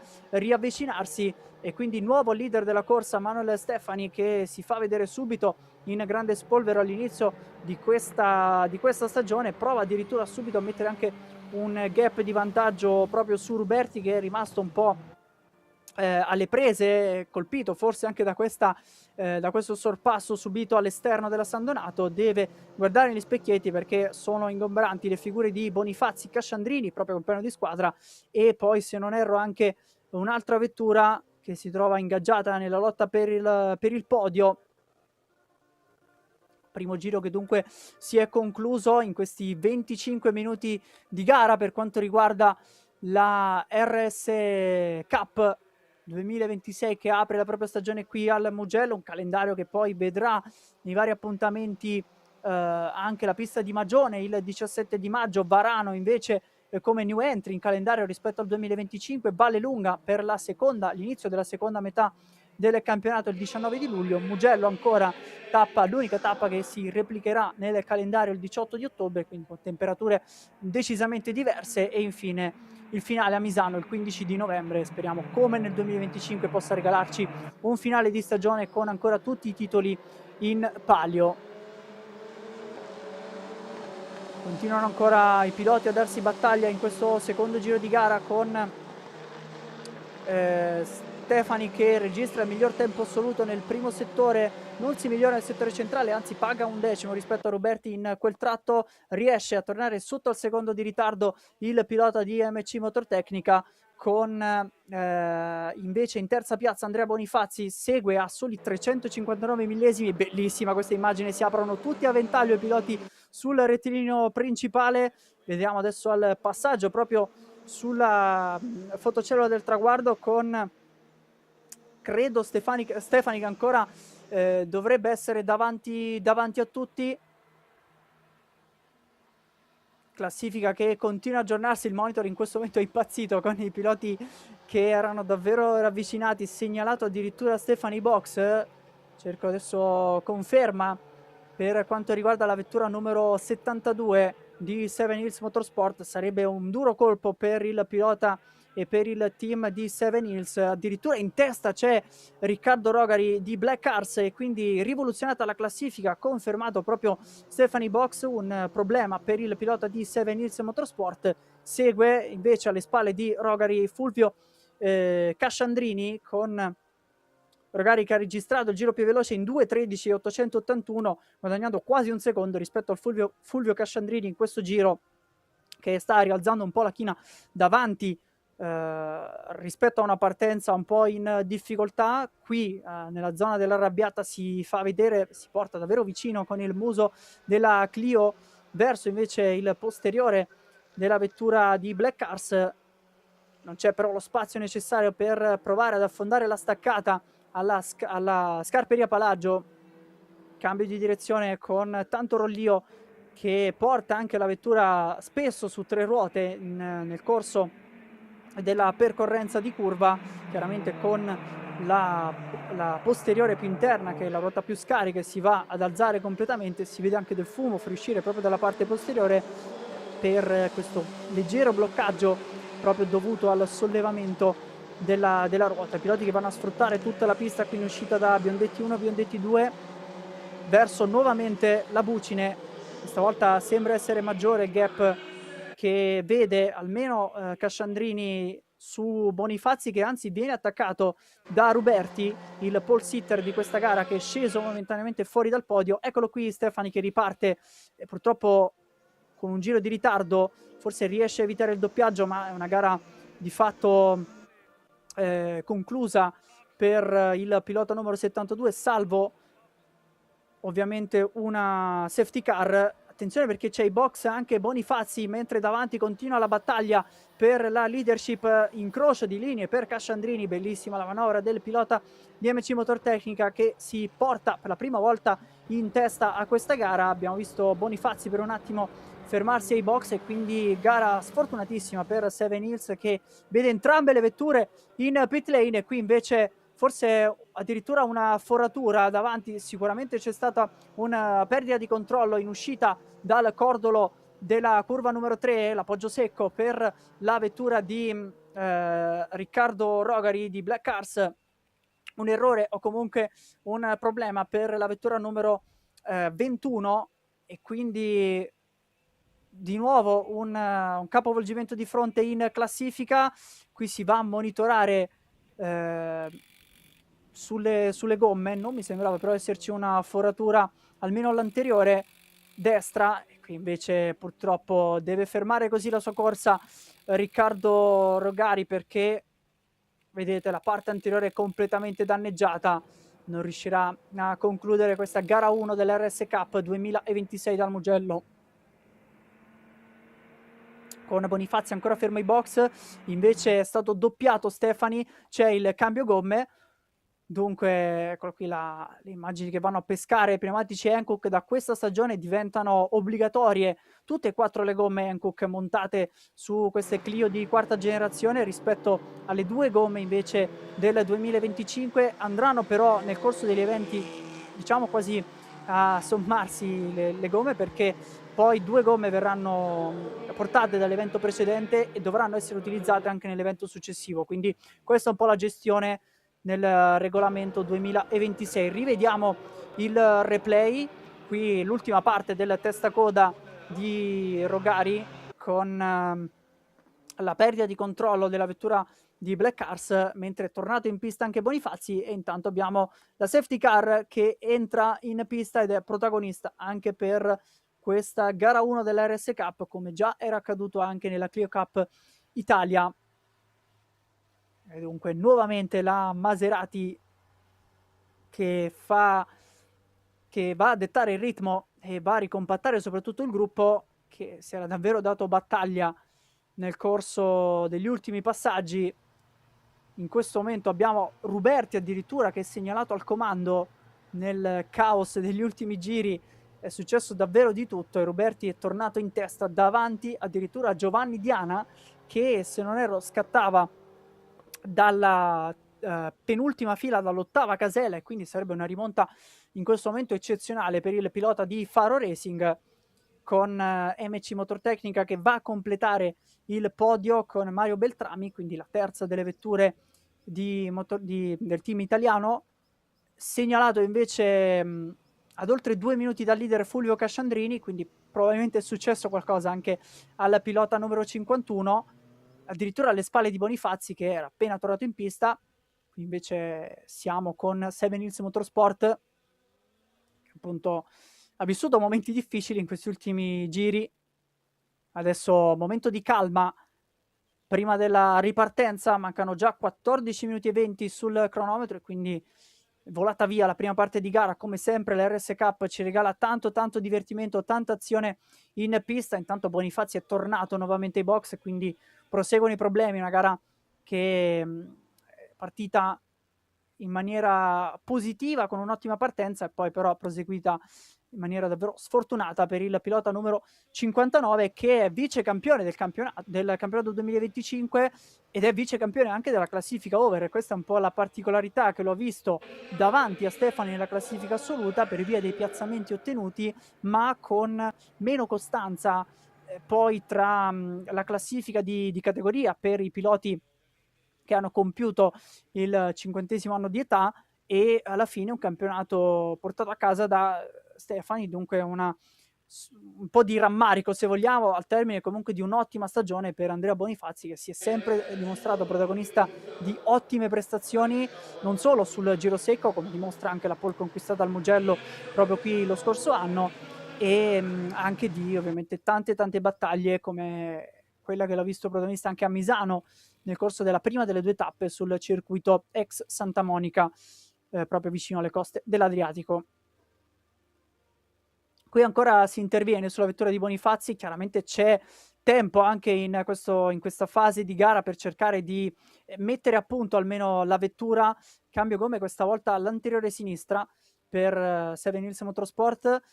Dicevo, tempo prezioso nonostante Bonifazzi sia praticamente fuori gara in questa fase, per cercare comunque di riportare in condizioni ottimali la vettura in vista poi della gara di domani, con l'RS Cup che sarà protagonista nel primo pomeriggio alle ore 15:30 per gara 2, sempre 25 minuti come da regolamento, come previsto dal regolamento. Abbiamo in questo momento ancora sotto regime di safety car una comunicazione dal monitor con la direzione gara che assegna un drive-thru per la vettura numero 70, e questo è un altro colpo di scena da questa gara 1 dell'RS Cup. Jump start per Riccardo Ruberti, pole sitter, un po' di tensione, l'avevamo sentito, forse ha giocato un brutto scherzo al pilota che è in testa alla corsa, ma vedrà sfilarsi adesso tutte le vetture perché dovrà percorrere con il pit limiter attivato la pit lane e dunque vedrà lasciare la sua leadership sicuramente a uno tra Giovanni Diana, Mario Beltrami e Onofrio Mariella, che si stanno giocando il podio e lo faranno anche alla ripartenza che avverrà a breve perché la safety car ha spento le luci e quindi nel corso di questo giro tornerà ai box e al prossimo si ripartirà con la gara in bandiera verde. 2 minuti e 32, questo è il pit stop per Bonifazzi, che segue in realtà un altro pit da 2 minuti in precedenza, quindi oltre 4 minuti ai box. Bonifazzi che viene segnalato adesso anche con una penalità, immagino per lo shortcut per tornare ai box, ma di fatto è una penalità che non cambierà l'esito della gara del pilota di Orvieto. Eccolo qui, segnalato il drive-thru per Ruberti, che rivedrà adesso al passaggio sul traguardo la segnalazione dal muretto e quindi avrà 3 giri a disposizione per completare questo passaggio obbligatorio ai box. A questo punto fondamentale la ripartenza per Giovanni Diana per cercare di portare a casa all'esordio stagionale la vittoria qui al Mugello. Eccolo qui inquadrato Ruberti, che però, come detto, è solo virtualmente, è solo momentaneamente leader della corsa. Addirittura più avanti c'è la vettura di Casciandrini che non è stato doppiato per pochissimo, e per pochissimo è stato il primo a prendere la coda della safety car, e adesso cercherà in qualche modo di prendere subito il largo rispetto al resto del gruppo, che invece si sta ricompattando, e dunque sconta subito la sua penalità Riccardo Ruberti, lasciando spazio a Giovanni Diana nelle fauci invece di Mario Beltrami con la scia del pilota numero 8. Qui abbiamo il passaggio di Ruberti che viene sfilato da tutto il resto del gruppo. Torna in gara, direi, anche Stefani. No, in realtà no, è doppiato, ma nel mezzo del gruppo il pilota di Seven Hills Motorsport, e quindi ci concentriamo su questo podio in realtà inedito, perché abbiamo la classifica che cambia nuovamente. Adesso c'è Casciandrini al comando, un po' complicato da seguire in questa fase, quindi Casciandrini in realtà viene segnalato con 2 secondi e 3 di vantaggio. Attendiamo però un nuovo aggiornamento, perché potrebbe essere in questo momento un po' sballato probabilmente lo spotter, e invece le vetture che sono qui ravvicinate sono proprio quelle di Giovanni Diana, Mario Beltrami e Onofrio Mariella, che addirittura si sta giocando il podio davanti al proprio compagno di squadra Ercole Cipolla, protagonisti di tante battaglie già nel 2025. Qui si segue invece l'azione in pit lane, scambio di posizioni, ma solamente per completare il doppiaggio proprio per Cipolla nei confronti di Stefani. Qui siamo con la vettura numero 15, quella di Luciano Moscatello, che segue a circa un secondo di ritardo alle spalle di Cipolla. Attendiamo almeno un giro per capire effettivamente qual è l'ordine della classifica, con Ruberti che è tornato in pista e lo ha fatto sicuramente alle spalle di Luciano Moscatello. Poi invece doppiato Stefani in ottava posizione, e quindi diciamo congelate queste posizioni, proprio perché abbiamo anche Bonifazzi e Rogari di fatto ritirati da questa gara 1, con 27 i secondi persi da Ruberti per via del drive-thru. Questo è un dato da segnalare, e infatti si trova proprio ad oltre 30 secondi dalla vetta in questo frangente. Va a completare il giro Fulvio Casciandrini, che adesso si trova al comando, e anzi no, viene sfilato da Giovanni Diana, e quindi questa è la classifica effettivamente definitiva, con Giovanni Diana davanti a Mario Beltrami e Onofre Mariella. Giro veloce invece per Ercole Cipolla in 2:13 e 730. Attenzione alla seconda metà di gara del pilota di Go Race, che va all'attacco del podio, soli 7 decimi alle spalle del proprio compagno di squadra. Continua invece più avanti a fare da riferimento, se vogliamo, anche per Giovanni Diana appunto Fulvio Casciandrini, che per la verità ha girato in 2:14 e 436 con strada libera. 14:0 per Giovanni Diana, 14:4 per Mario Beltrami, più lento Mariella in 15:3. Riportato invece davanti Casciandrini a riferimento del primo settore. Ci sarà un po' da attendere con i risultati definitivi di questa gara.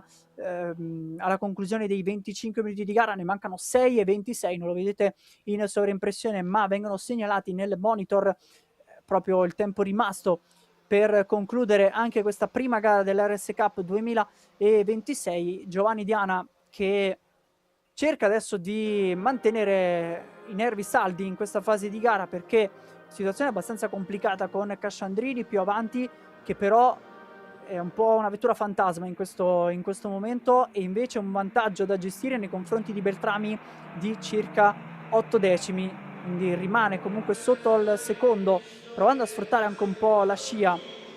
La vettura di Beltrami si è velocizzato anche il ritmo di Onofrio Mariella in 45,1 il primo settore e 49 nel settore centrale. È il pilota che sta registrando i migliori parziali in questo giro, e quindi attenzione anche alla conclusione del passaggio di Onofrio Mariella, che sta provando a rispondere al giro veloce di Ercole Cipolla in 2:13 e 730. Si stanno migliorando un po' tutti, a dir la verità, in questo giro. Quindi Casciandrini, che passa sul traguardo, lo fa in 2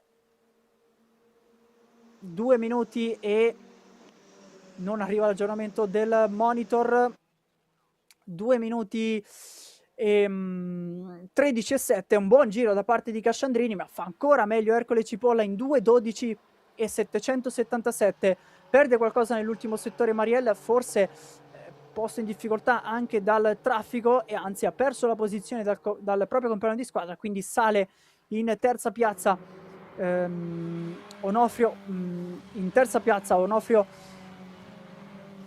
Ercole Cipolla sulla vettura numero 5, alle spalle poi di Beltrami, che ha ancora da ricucire questo gap. Ha perso qualcosa nell'ultimo giro da Giovanni Diana, 2:13.3 per il leader della corsa. Con gli ultimi 5 minuti, siamo entrati negli ultimi 5 minuti, 4 minuti e 22, piloti che stanno sfruttando ancora una buona condizione degli pneumatici Hankook montati sulle vetture, nonostante comunque una temperatura piuttosto alta, una pista sfidante per le gomme. La safety car probabilmente ha aiutato a far respirare gli pneumatici, e quindi adesso sono ripartiti con un gran ritmo, anche perché siamo non lontani anche dal tempo di riferimento in qualifica per molti, fatta eccezione per la prima fila dei due piloti di MC Motortecnica.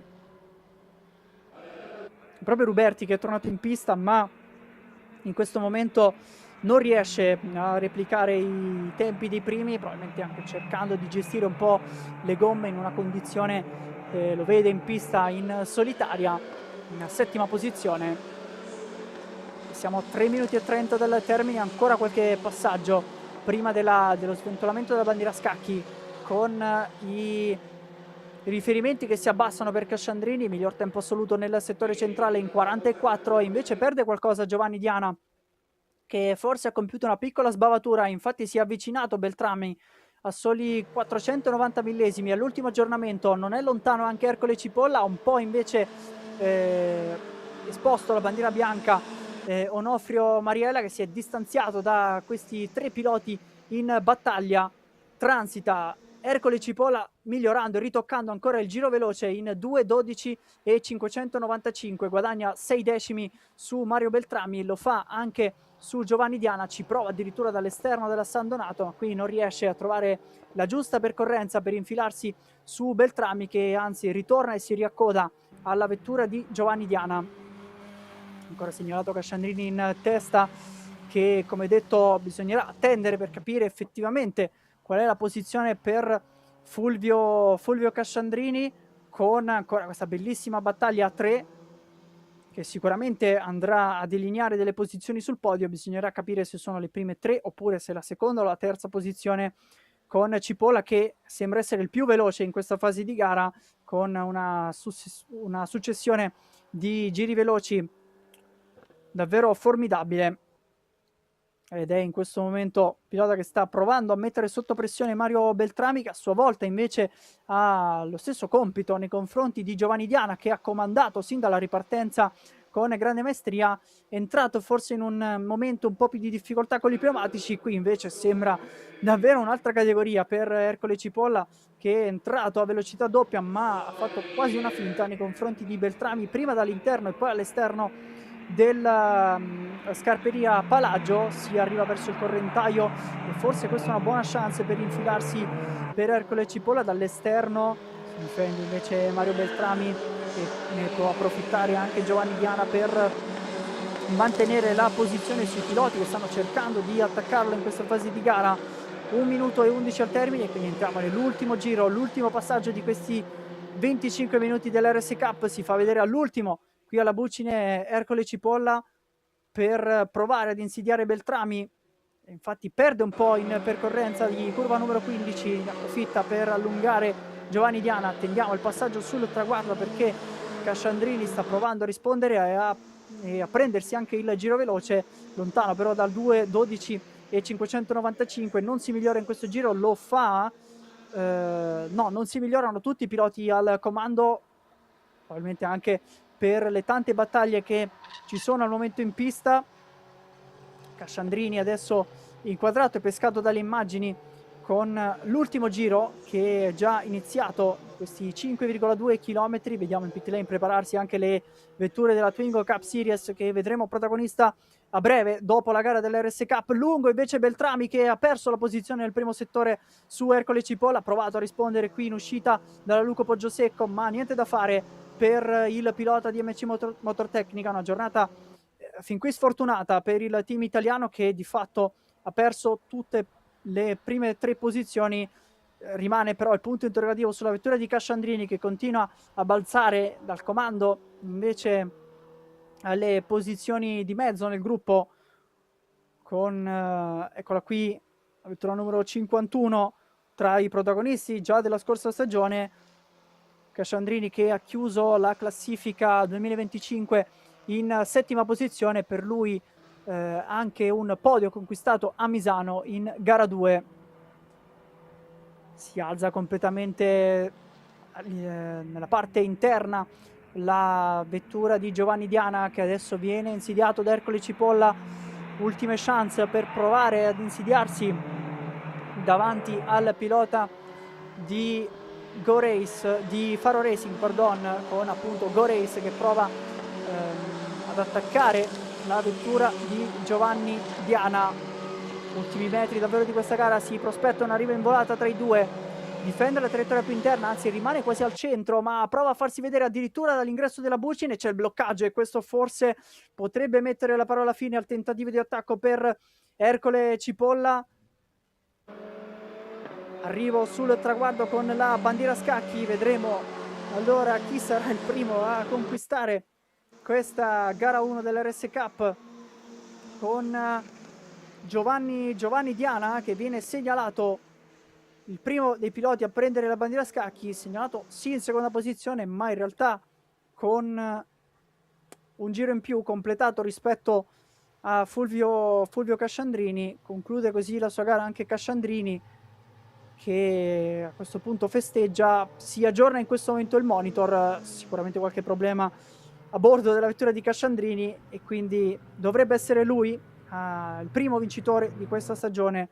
Regala una gioia a MC Motortecnica, scattato dalla seconda posizione. Una gara partita male in realtà, con una brutta partenza, poi però l'esperienza l'ha fatta da padrone, e dunque Fulvio Casciandrini a prendere il successo di gara 1 davanti a Giovanni Diana, che è riuscito a resistere agli attacchi di Ercole Cipolla nel finale. Riesce comunque a conquistare il podio Go Race, 3 team differenti nelle prime 3 posizioni. Una gara davvero combattuta, nonostante le sole 7 vetture al traguardo, perché abbiamo 3 ritirati da questa gara 1.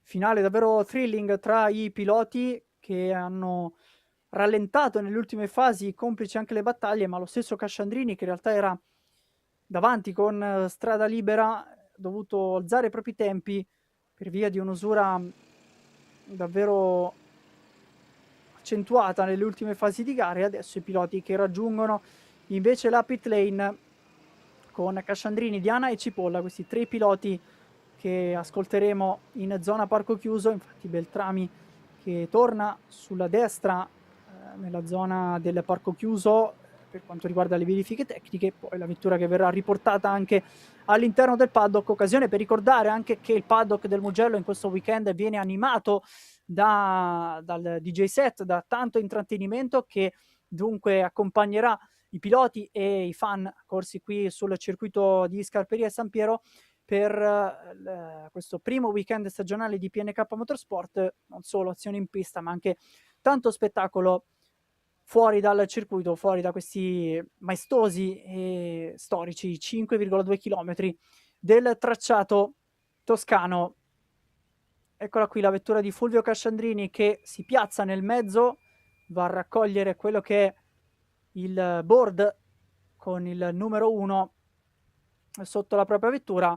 Ottima prova davvero di Ercole Cipolla, che porta a casa il giro veloce, ha fatto la differenza soprattutto nell'ultimo settore. Si deve però arrendere alla difesa di Giovanni Diana, che in realtà è stato bravissimo a mantenere tutti dietro, fatta eccezione per Casciandrini, che alla ripartenza ha fatto subito il vuoto, con un po' di incomprensione da parte nostra, ma lo vedete festeggiare così con tutto il team MC Motortecnica, e siamo pronti anche ad ascoltare proprio le parole, come è andata la gara di Fulvio Casciandrini e dei 3 piloti sul podio.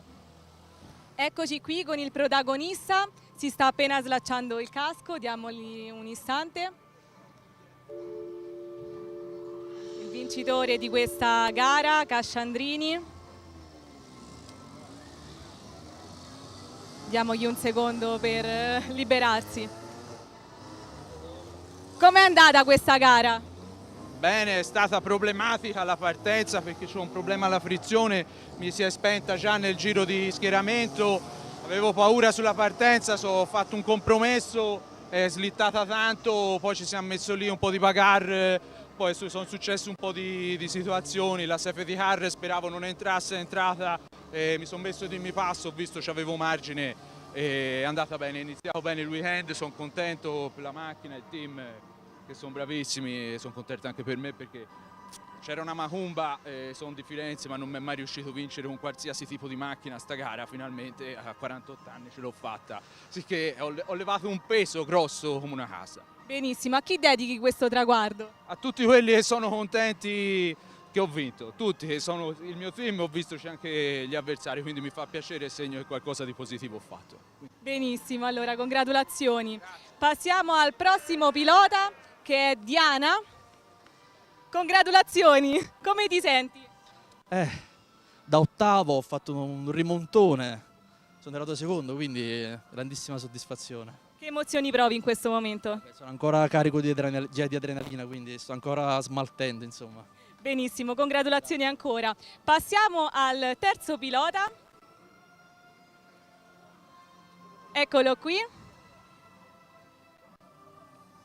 2 domande. Come ti senti? Benissimo, benissimo, tanto bene, soddisfatto. Ti aspettavi questo risultato? No, non mi aspettavo, grazie ai ragazzi che ho qua, i miei ingegneri, capo officina, tutta la mia officina, grazie a tutti. Benissimo, allora congratulazioni e passiamo di nuovo a voi la linea. Grazie Eleonora, dunque queste le parole dei vincitori, tanta emozione per la gara di casa, per Fulvio Casciandrini che è riuscito dopo tanto tempo a salire sul gradino del podio qui al Mugello. Rivediamo allora l'azione che ha portato al successo del pilota di MC Motortecnica a partire da una partenza dove proprio lo stesso Casciandrini ci ha raccontato dei problemi alla frizione, una partenza che invece ha visto subito sprintare Manuel Stefani in testa davanti al pole sitter Riccardo Ruberti. Poi bellissima questa, forse l'immagine della gara in 4 aperti sul rettilineo verso la staccata di curva 1, Casciandrini che proprio in questo frangente è riuscito a recuperare del tempo al comando, addirittura Riccardo Rogari, perché qui è sparita la vettura di Manuel Stefani con dei problemi ai box, si è aperta poi una serie di sfortune per Seven Hills Motorsport con ai box anche Andrea Bonifazzi. Fuori dai giochi invece con questo testacoda Riccardo Rogari ha perso il controllo della vettura in uscita dalla Luco Poggiosecco e la vettura ha impattato contro le barriere, ha provato a ripartire qui il pilota di Black Cars ma costretto come vedete a fermare la vettura con i danni alla parte anteriore. Drive thru alla ripartenza per Ruberti, il poleman della gara che proprio per uno jump start è stato penalizzato dalla direzione gara e dunque dopo una fase di safety car la seconda metà di gara ha davvero regalato spettacolo con Casciandrini che però ha preso il largo, una piccola incognita sul monitor dei tempi ma nessuno in realtà lo ha mai messo in nessuno si è mai frapposto fra lui e la vittoria. Dietro grande battaglia tra Giovanni Diana, Mario Beltrami e Ercole Cipolla, di gran carriera la rimonta del pilota di Go Race a suon di giri veloci, è riuscito a prendere la posizione su Beltrami, ci ha provato nel finale anche nei confronti di Giovanni Diana, ma la risposta con la difesa qui all'interno della bucina ha portato al bloccaggio del pilota con la vettura numero 67 e questo è proprio il frangente finale con l'arrivo sulla bandiera a scacchi per la prima gara di questa stagione dell'RS Cup con 3 team diversi nelle prime 3 posizioni. Primo successo, i primi 25 punti che vanno a MC Motortecnica con Fulvio Casciandrini. Vediamo in sovraimpressione già pronta anche la grafica della Twingo Cup Series che tra poco prenderà il via e quindi piccola pausa e torniamo sempre qui live dal Mugello.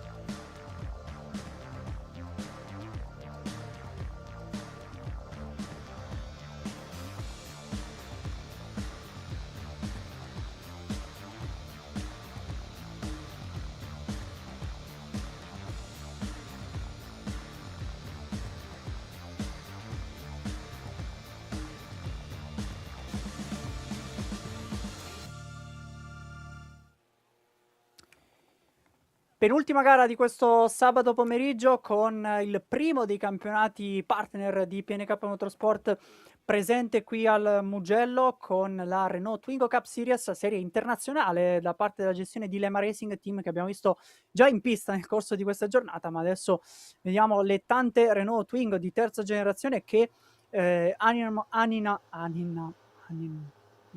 questa griglia, con le 18 vetture presenti sulla griglia di partenza, griglia come detto davvero stampo internazionale, e infatti tra i premi presenti sono due relativi sia alla classifica assoluta che poi anche al trofeo italiano, perché entrambi comunque andranno a riservare un posto nella prossima stagione, nel 2027, della Clio Cup Italia, serie che poi ha aperto peraltro proprio il programma di PNK Motorsport nel corso di questa giornata. Una giornata che poi si concluderà con la Youngtimer Touring Cup, sempre presenti le vetture del mondo turismo, ma le vecchie glorie del panorama turismo, e sempre 25 minuti di manche, come accade anche per la Twingo Cup Series.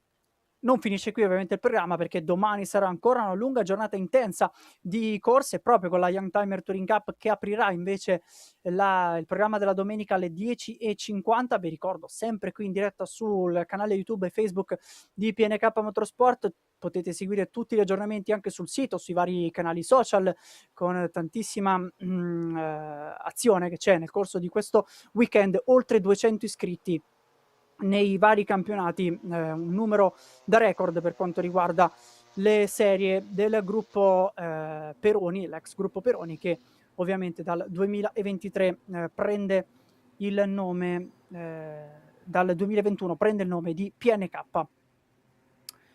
Siamo pronti con la partenza breve dopo questo giro di formazione della Twingo Cup Series. Dalla pole position troviamo Nikola Jancic su Mihailo Milenkovic. Questa è la prima fila che si è data battaglia in qualifica, soli 167 millesimi tra i due. La vettura numero 7 davanti alla vettura numero 10.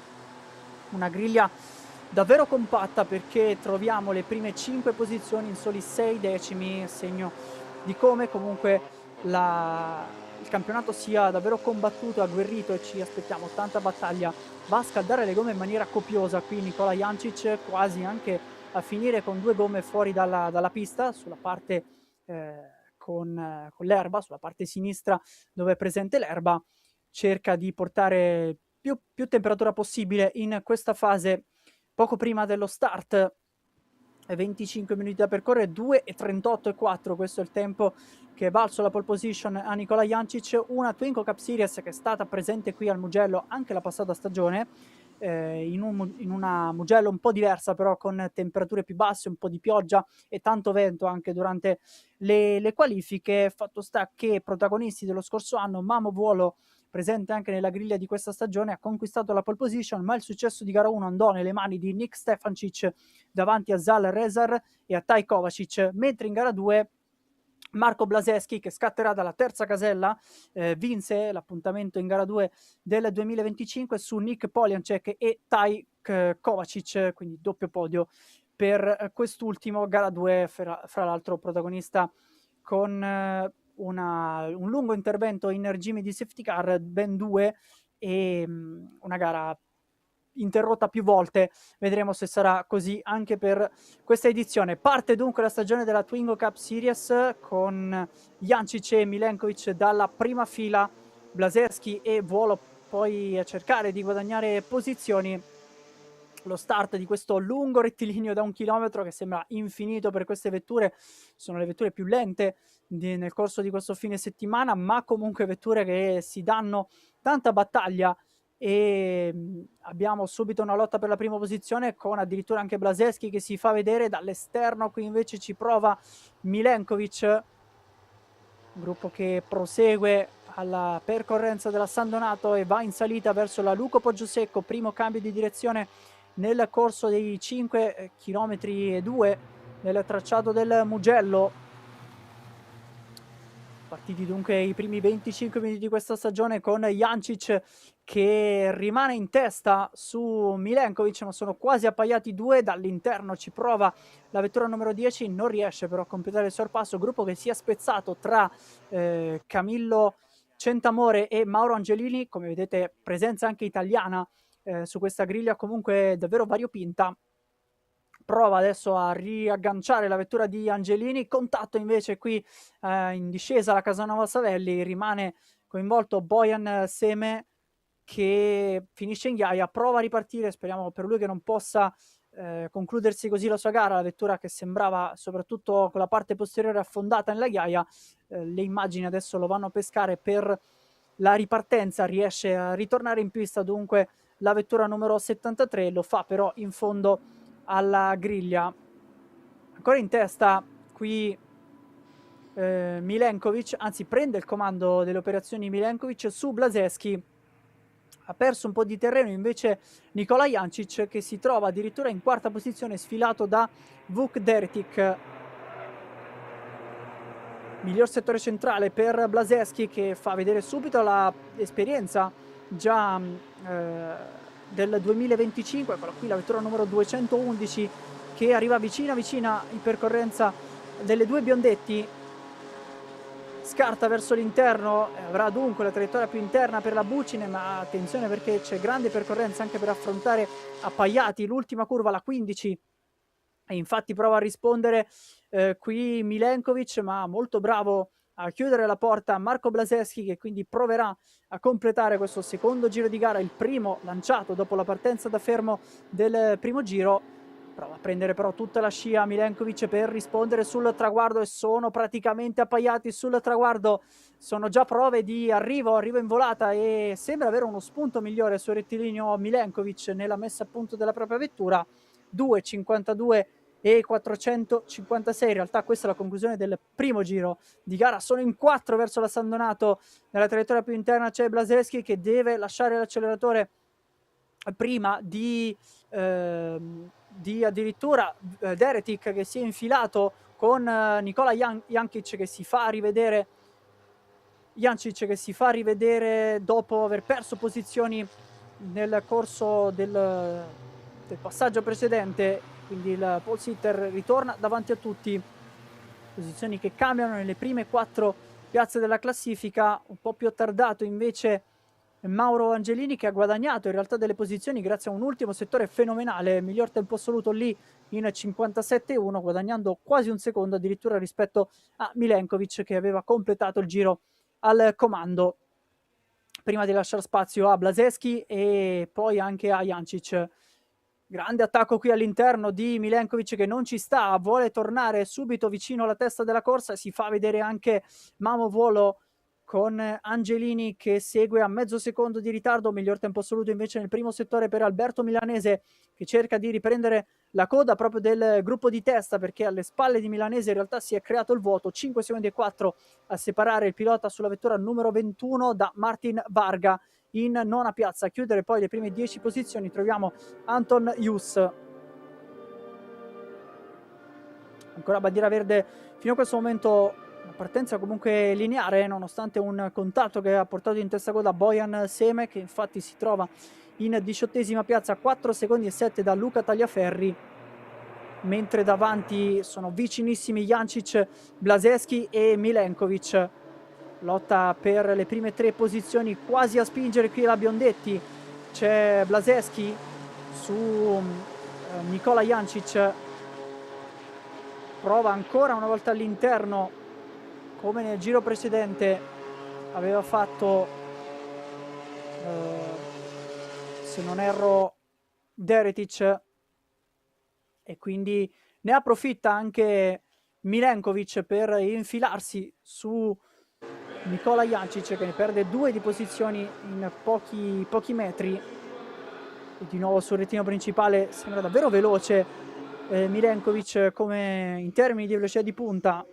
Non ho in questo momento a disposizione il dato, ma anche se con un po' di scia a inizio rettilineo riesce comunque subito a uscire fuori dalla rottura dell'area che viene iniziata di fatto dalla vettura che precede. E poi ancora una volta le vetture che si aprono a ventaglio, sembra quasi di vedere una gara in stile Moto3 piuttosto che una gara su 4 ruote.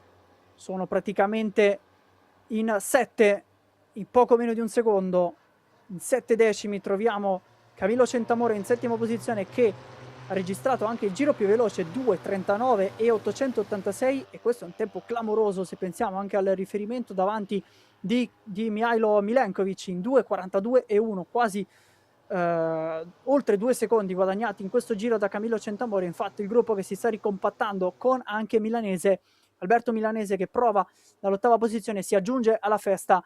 Dovrà cercare però di guadagnare un po' di terreno in questi giri per trovare la track position ideale. Davanti Jancic velocissimo nel primo tratto della pista, perché ogni volta riesce a guadagnare posizioni, invece qui finisce largo Milenkovic, che ha provato a mantenere il controllo della vettura con un controsterzo davvero incredibile. Poi però l'effetto pendolo ha avuto la meglio, e Milenkovic che si tira fuori di fatto dalla lotta per la vittoria con la vettura in ghiaia vicino, in uscita dalla Savelli, sì, prima dell'arrabbiata, delle 2 curve dell'arrabbiata in salita già affrontate dalla testa della corsa. E abbiamo un nuovo leader di questa gara, Mamo Vuolo, Paul Mann, lo scorso anno con la vettura numero 77 davanti a Jancic, che però ha risposto subito alla conclusione del settore centrale. 7,9 per Nicola Jancic contro il 48,5 di Mamo Vuolo. Non si stanno migliorando però in questo giro. Ci prova addirittura Giacomo Pegazzano, che è lontano 12 secondi dal gruppo di testa, a provare a sfilare almeno il giro veloce da Camillo Centamore. Quasi in 3 verso la Bucine, mancano 17 minuti al termine, con qui un po' di fumo, forse dal tratto in cui Milenkovic è uscito fuori pista dalla Savelli.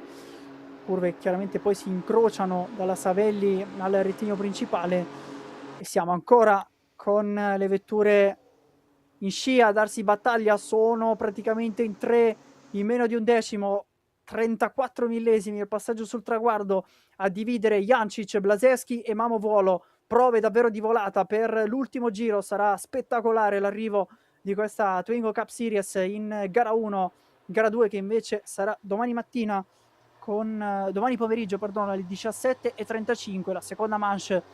Davvero una gara che ci mantiene incollati allo schermo. Qui passaggio invece alla Luco Poggiosecco, Blaseschi che è tornato in testa, ma non sarà l'ultima volta che ci sarà un cambio della leadership nel corso di questa gara. Finisce un po' lungo, invece dovrebbe essere Mamo Vuolo. No, mi correggo, è Mauro Angelini, che ha provato a farsi vedere addirittura all'esterno della Poggiosecco, e in realtà è finito un po' sulla ghiaia, ha perso un po' di terreno, sopravanzato anche da Camillo Centamore, di gran carriera. Dopo il giro veloce non è riuscito a replicarsi, ma sta guadagnando posizioni su posizioni. Qui invece all'interno c'è Alberto Milanese, che porta quasi 3 in inganno Vuk Deretic, che perde terreno, riesce però al contrario di Milenkovic a riportarsi subito in pista, e dunque perde sì il traino del gruppo di testa, ma riparte almeno per questo istante davanti a Giacomo Pegazzano. Potrebbe però essere raggiunto data la velocità minore, adesso gomme anche sporche chiaramente per il pilota numero 8, serie questa con delle vetture che hanno un po' il compito di crescere anche i giovani piloti per quelle che sono le serie maggiori, se vogliamo, nel percorso, nel programma previsto poi da questi campionati. Ovviamente dato anche i premi che ci sono, una successione naturale potrebbe essere quella proprio della Clio Cup Italia, con una vettura più potente, sempre però all'interno di un monomarca, mentre all'interno anche della serie europea, insomma, che c'è nel monomarca Twingo, tanti piloti che provano questa vettura per salire addirittura di categoria verso una monoposto, verso le ruote scoperte con la Formula 4 del centro Europa. Quindi 2 vetture totalmente differenti, ma una categoria davvero formativa che permette anche ai piloti non solo più giovani, ma anche a livello gentleman, di correre e divertirsi con dei costi davvero contenuti. per questo campionato. Tanto nuovo passaggio sul traguardo per Blaseschi, questa volta 6 decimi di vantaggio possono essere abbastanza per difendersi verso la staccata della San Donato. Dall'esterno ci prova Camillo Centamore, che è salito in zona podio, grande rimonta per il pilota italiano, addirittura adesso all'esterno guadagna la posizione su Nikola Jancic e quindi parte all'inseguimento anche della leadership con Marco Blaseschi, che prova invece a replicare il successo in gara 2 del 2025. Si fa vedere prima dall'esterno, poi all'interno, cambia nuovamente idea Centamore con Blaseschi che offre un po' l'esterno in una traiettoria un po' più difensiva qui all'interno della Materassi Borgo San Lorenzo. Finisce lungo invece la vettura di Alberto Milanese, continua a perdere pezzi il gruppo di testa giro dopo giro. Non è facile mantenere anche il ritmo costante in un gruppo così compatto. Eccolo qui Milanese che rimane davanti a Mamo Vuolo, ma adesso è una lotta a 4 per la vittoria. Blaseschi che si è migliorato nell'ultimo giro, 2.41.4, la risposta di Centamore comunque in 41.2, un po' più lento Nikola Jancic in 42.1, che se non erro però ha avuto anche meno scia sul rettilineo principale, e prova a creare un piccolo gap qui Blaseschi perché il suo vantaggio continua a salire. Tendiamo adesso il passaggio al settore centrale in 46.7 contro il 47.6 di Camillo Centamore. Forse ha messo la marcia ideale in questa fase Marco Blaseschi per uscire fuori dai giochi di scia. 1 secondo e 2 di vantaggio potrebbe essere abbastanza all'inizio del prossimo passaggio. Siamo ancora negli ultimi 10 minuti di gara e questo è un momento cruciale però nei giochi, soprattutto nella battaglia per la vittoria. Eccolo qui dall'immagine sul retro delle vetture prima della staccata della Bucine. Si torna invece con le telecamere verso il rettilineo principale. Tendiamo questo giro di Blaseschi perché potrebbe essere un crono davvero interessante alla conclusione del quarto giro di gara, del quinto giro di gara in 2.41.6, molto costante. Perde solo un decimo Centamore, che comunque è un buon ultimo settore, ma il distacco è sempre intorno al secondo e 1. Dietro prova ad inserirsi nella battaglia anche Jancic, che di fatto gira su tempi molto simili assieme anche a Mauro Angelini. Sembra però riagganciato, dunque svanito il tentativo di fuga di Marco Blaseschi verso la Luco Poggiosecco. In seconda posizione troviamo Nikola Jancic su Angelini e Centamore, che lottano ancora per delineare le posizioni sul podio. Dietro, nonostante la sbavatura del giro precedente, Alberto Milanese vede ancora il gruppo di testa, ma deve difendersi da Mamo Vuolo, che sta provando ad attaccare la top 5 del pilota numero 21. Qui si va a sfruttare tutta la pista per inserire la vettura in discesa per la Casanova Savelli. Destra-sinistra, davvero rapido. Infatti è vettura che spinge verso l'esterno con tanto sottosterzo. Non c'è a disposizione un grande carico aerodinamico. I piloti portano comunque questo mezzo al limite. E nel tratto guidato, dove fa la differenza Blaseschi con Jancic, mentre nell'ultimo settore risponde Angelini. Adesso però il distacco è aumentato anche per il pilota italiano rispetto al duo che comanda la corsa, macedone Marco Blaseschi, mentre Nikola Jancic del team Lema Racing, pilota serbo, 4 vetture per quanto riguarda Lema Racing schierate: Jancic, Deretic, Milenkovic e Martin Kramer. Questi piloti della compagine slovena, impegnata peraltro in questo weekend in Italia, non solo qui al Mugello ma anche a Vallelunga, con il GTC Endurance Challenge, doppio impegno dunque per il team sloveno che continua ad essere protagonista e a portare in alto il motorsport in Slovenia a livello internazionale, come proprio nella gestione di questa Twingo Cup Series Vallelunga, che invece sarà presente nei campionati di PNK Motorsport, ma non nel calendario della Twingo Cup Series, che proseguirà a Magione. Il prossimo appuntamento il 2 e 3 di maggio. Terza tappa invece ancora da annunciare, perché era prevista sul circuito Tazio Nuvolari di Cervesina, tappa che è stata cancellata. Gran finale invece a Misano il 7-8 ottobre, all'interno proprio dei weekend di PNK Motorsport.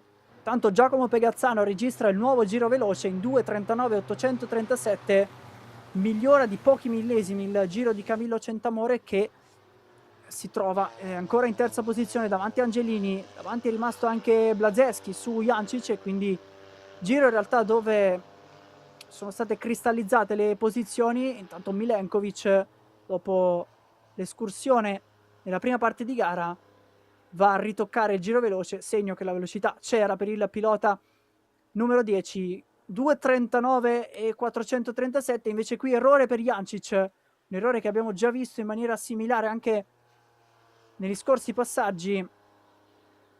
Finisce lungo il pilota serbo e lascia la seconda posizione a Mauro Angelini,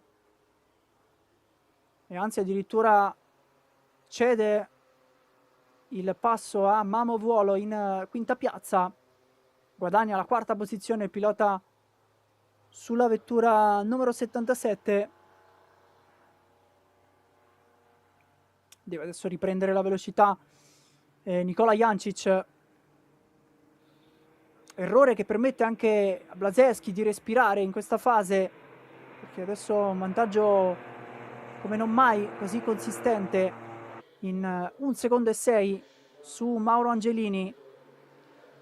Due piloti italiani invece sul podio alle spalle di Blazeschi, con il qui inquadrato anche Centamore che va a chiudere 3 posizioni momentanee sul podio a 6 minuti e 26 dal termine, dallo scadere del cronometro, l'esposizione della bandiera a scacchi. Per quanto riguarda la prima gara di questa stagione della Twingo Cup Series, arrivata qui al Mugello con un calendario rivoluzionato anche all'interno dei weekend di PNK Motorsport.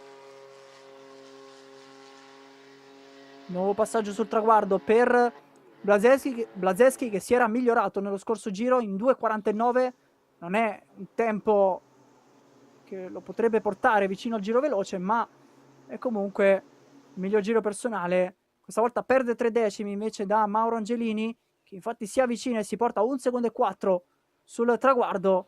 Viene però attaccato anche da Camillo Centamore, che sfrutta la scia con Mamo Vuolo, che adesso risponde in 2:40 e 107. È il pilota più veloce in pista in questo giro. Qui battaglia tra Jancic e Milanese. Prova dall'esterno Milanese, ma mette 2 ruote sull'erba e ne approfitta dunque per rispondere lo stesso Jancic. Dall'esterno della Luco troverà poi l'interno all'appoggio secco e completa così il sorpasso Nicola Jancic, partito dalla pole position, ma in realtà potete apprezzare come in questo campionato conti un po' meno rispetto ad altre serie partire dalla pole.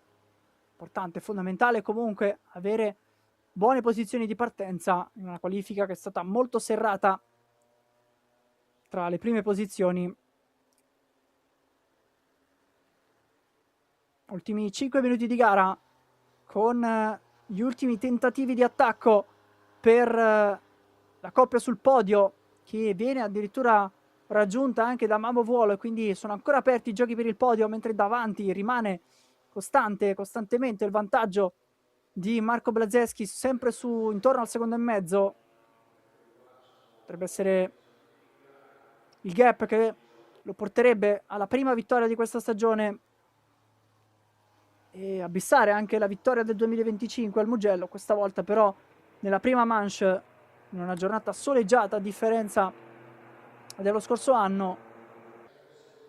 2 secondi e 4 adesso per Blazeschi, con Centamore che ha passato Angelini, e quindi adesso questi piloti si giocheranno il podio, ma difficilmente riusciranno a giocarsi anche la vittoria. Va a difendere la traiettoria Centamore su Angelini, che all'esterno addirittura a volo, che incrocia la linea verso l'uscita della Bucine. Attenzione, perché potrebbe avere il giusto slancio con anche l'ausilio di una doppia scia sul rettilineo. Vedete anche la vettura sobbalzare nei vari cambi marcia, con Blazeschi che passa sul traguardo e invece dietro si aprono a ventaglio. In 2.41.1 Blazeschi, leader della corsa, 2 secondi e mezzo di vantaggio. Ha perso qualcosa infatti Angelini in 2.42.2, ma è Vuolo che sta volando in questa fase. 2.39.9, sembra aver messo il turbo in questa fase di gara. Mavo Vuolo, scattato dalla quarta casella di partenza dopo una prima parte di gara un po' in sordina. Adesso potrebbe addirittura provare un ultimo assalto nei confronti di Marco Blazeschi. Guadagnato 1 secondo e 2 nell'ultimo giro, dovrebbe rimanere su un passo simile per cercare di raggiungere il leader della corsa. E dietro invece continua la battaglia tra Angelini e Centamore, come è stata di fatto per tutto il resto della gara. Prova ad avvicinarsi anche Nicola Jancic, che si sta portando dietro Alberto Milanese. Gruppo che si è un po' sparpagliato adesso in questa fase per forza di cose. La temperatura che continua a scendere, siamo sui 33 gradi in pista, e qui forse un piccolo lungo più avanti. Seguiamo con le immagini, direi la vettura numero 55 di Anton Hughes, che comanda questo gruppetto su Francesco Fasolino, Massimo Ingegni e Milenkovic, che dopo aver battagliato per le posizioni al vertice e aver conquistato il giro veloce, che però attenzione potrebbe essere raggiunto da Mamo Volo in questo giro, perché miglior tempo assoluto nel primo parziale in 55 e 165, guadagna 1 secondo netto nel primo settore, 46,5 è il miglior personale di Mamo Volo, ma guadagna solo 1 decimo lì rispetto a Marco Blazeschi. Avrà ancora l'ultimo settore per provare a guadagnare, il distacco che è sceso a 1 secondo e mezzo, e ha salutato la compagnia di Angelini e Centamore, con Jancic che invece è entrato nel secondo dei piloti che in questo momento stanno lottando per l'ultimo gradino del podio. 50 secondi al termine, ci sarà un altro giro, perché Blazeschi è già sul rettilineo principale, e quindi penultimo passaggio di gara al nono giro che si apre in questo frangente, con Milanese, attenzione, che è vicinissimo alla vettura di Nicola Jancic. Sono in 4 non troppo distanti a cercare di sfruttare la scia. Giro veloce conquistato da Mamo Volo, 2.39 e 230, perdono, invertito le due cifre, con un ultimo settore straordinario per Milanese. Grazie proprio all'ultimo settore sta insidiando la posizione di Jancic, che a sua volta si fa vedere all'esterno della San Donato su Angelini. Sono praticamente in 3 a giocarsi l'ultimo gradino del podio. Dietro rimane a guardare Milanese, ma solo per questa fase. C'è anche un contatto con la vettura di Jancic, che finisce sul cordolo interno, ma riesce, grazie a questa manovra, a prendere la posizione. Ritorna in zona podio il pilota serbo, e dietro ormai è aggancio effettuato da parte di Mamo Volo. Attenzione, perché siamo nell'ultimo giro di gara e c'è una differenza abissale tra i due, 1 secondo e mezzo guadagnato nell'ultimo giro. Una fase adesso in cui deve mantenere i nervi saldi sia Blazeschi che Vuolo, che addirittura esagera qui all'ingresso della Casanova Savelli, perde il controllo della propria Renault Twingo 3, e questo mette di fatto la parola fine per la vittoria, per giocarsi la vittoria. Può respirare Blazeschi in questa fase, ma Vuolo, che probabilmente ha chiesto troppo anche alle gomme, sta provando a difendere almeno la seconda piazza. Vedo però, credo, Jancic salire in seconda posizione con attenzione a questi ultimi attimi. Davanti si sta involando verso il successo il primo di questa stagione, Marco Blaseschi, diventa di fatto il re del Mugello dopo la vittoria anche del 2025. Ancora incroci di linea bellissimi ma anche pericolosi in questa fase, perché mancano davvero pochi metri, con Vuolo che sembra sì aver perso la posizione da Jancic, e quindi è proprio il pilota serbo che ha fatto un po' un'altalena nel corso di questa gara, ma salirà sul secondo gradino del podio. Si prospetta invece un arrivo in volata per il terzo gradino. Le prime 3 posizioni, è una lotta a 4 per il terzo posto. Non è ancora abbastanza vicino Centamore, con Angelini che prova a prendere tutta la scia, e questo non aiuterà nella lotta per il podio. Dietro anche Milanese, sembra ormai troppo distanziato. Più avanti c'è Marco Blaseschi che tra poco prenderà la bandiera a scacchi davanti a tutti. Eccolo qui il pilota con la vettura numero 211. Marco Blaseschi vince questa gara 1 della Twingo Cup Series dal Mugello, il primo vincitore di questa stagione. Lo fa davanti a Nikola Jancic, e poi dovrebbe essere ancora Mamo Volo a mantenere il podio davanti ai 2 piloti italiani, Centamore e Angelini, e poi anche Milanese, e dunque vanno a completare le prime 6 posizioni. Sorpasso nel finale per Martin Varga su Michele Suzzi. C'è in mezzo anche Vuk Deretic in 8ª piazza, mentre Varga e Suzzi vanno a completare le prime 10 posizioni. E poi Milenkovic, che ha provato a rimontare dopo l'errore, è stato il primo dei piloti a commettere un errore nel gruppo di testa. Grande passo, gran ritmo, alla fine 11ª posizione per Mihailo Milenkovic. Anton Jus e Massimo Ingegni vanno a prendere la bandiera a scacchi assieme a Pierluigi Daghia e Luca Tagliaferri. Mancano solamente all'appello Francesco Fasolino, che arriva adesso sul traguardo, e Bojan Seme dopo il primo testacoda ormai troppo distante dal resto del gruppo. C'è anche Martin Kraner che ha avuto qualche problema, e sarà lui in realtà a chiudere lo schieramento.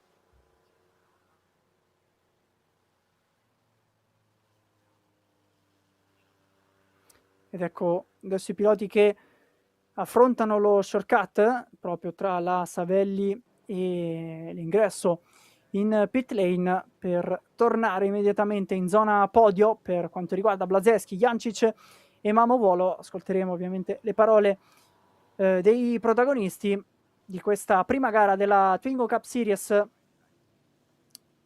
all'interno del panorama di PNK Motorsport.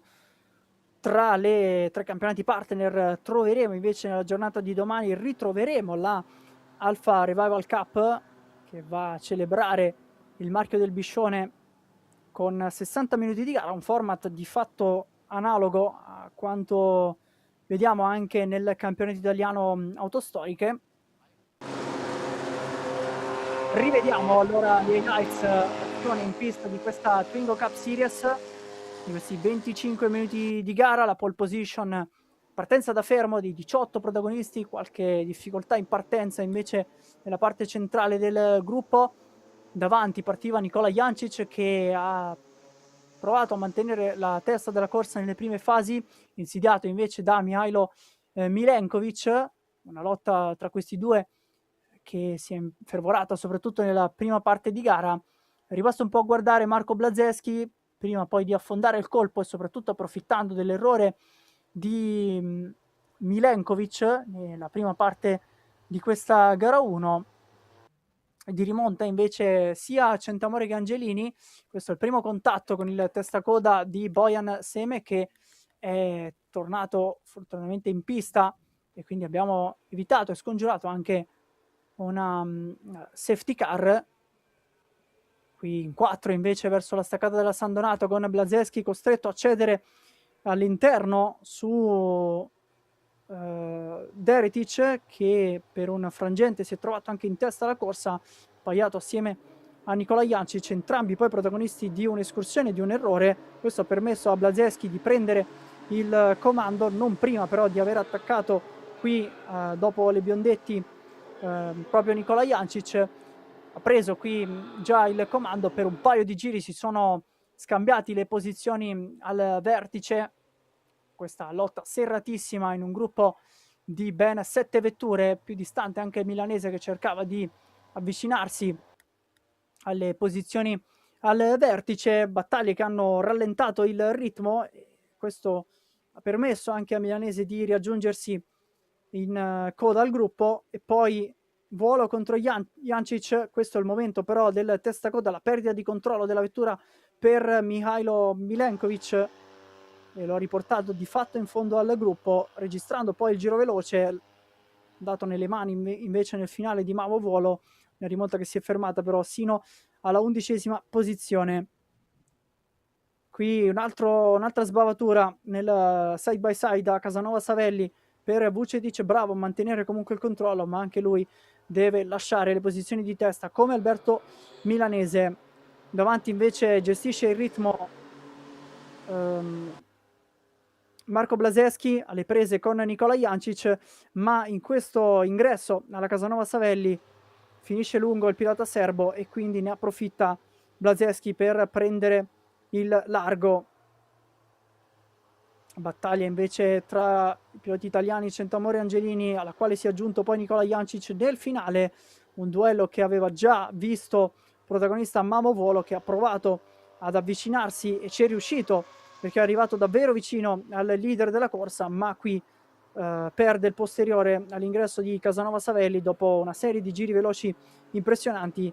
Questo è di fatto il finale di gara che permette a Marco Blaseschi di arrivare nuovamente come nel 2025 davanti a tutti, quindi di fatto una seconda vittoria consecutiva sulla pista toscana per il pilota macedone e lo fa davanti a un podio totalmente internazionale. Tra poco invece avremo l'ultima gara di giornata, la Youngtimer Touring Cup, con la griglia di partenza che si sta per preparare. Noi ci prendiamo una piccolissima pausa, torniamo tra poco qui dal Mugello.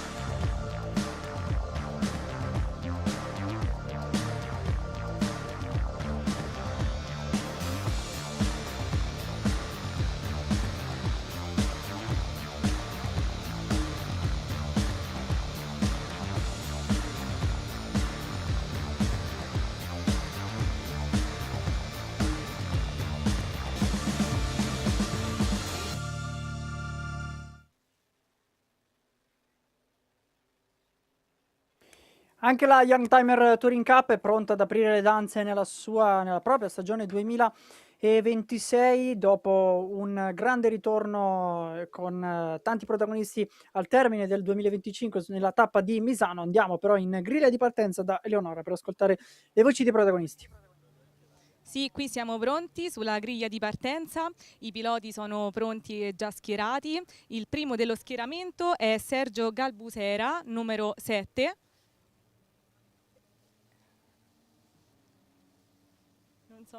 Non sono ancora pronti. Un attimo. Ancora da arrivare.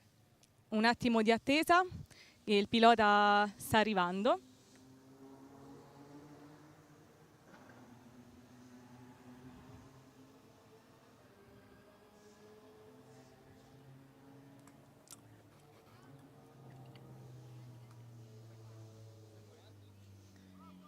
Andiamo avanti con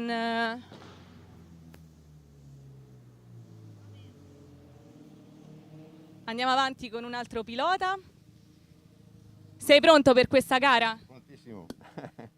Abbastanza bene, dai. Vediamo quello che riusciamo a fare. Come ti senti? Tranquillo, adesso il tempo è bello, la macchina è a posto, quindi cerchiamo di far bene. Perfetto, buona fortuna. Proseguiamo con il prossimo pilota, che è Valentini con il numero 4. Valentini, 2 domande, come ti senti? Per ora bene, le prove sono andate abbastanza bene, cerchiamo di mettere a frutto tutto il lavoro che abbiamo fatto in preparazione di questa gara. D'altronde le macchine che sono davanti è giusto che siano davanti perché sono più performanti, però cerchiamo di divertirci. Come ti senti? Cosa ti aspetti da questa gara? Allora, innanzitutto è la prima volta che risalgo in macchina dall'ultima gara dell'anno scorso, perciò serve anche un po' a me per togliermi un po' di ruggine da dosso e poi spero solamente di divertirmi, ecco. Buona fortuna allora. Andiamo dal prossimo pilota.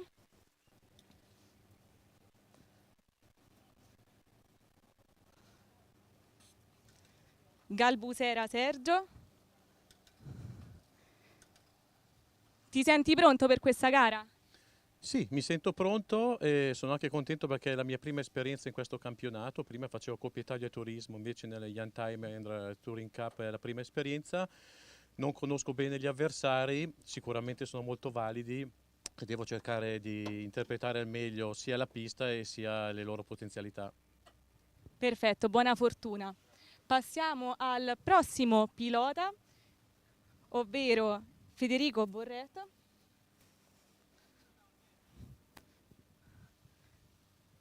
Are you ready? Yes, I am. Wait, you can speak in Italian. Ah, benissimo, ok. Sono misto io, sono misto. Perfetto, sei pronto allora? Prego. No, diciamo abbiamo avuto un weekend abbastanza travagliato. Comunque speriamo che adesso in gara la macchina vada meglio perché abbiamo avuto problemi con una perdita d'olio e poi con i freni, non frenava la macchina. Speriamo che adesso sia a posto, perlomeno mi permetta di fare una gara decorosa. Perfetto, allora buona fortuna e dalla griglia di partenza è tutto e a voi la linea.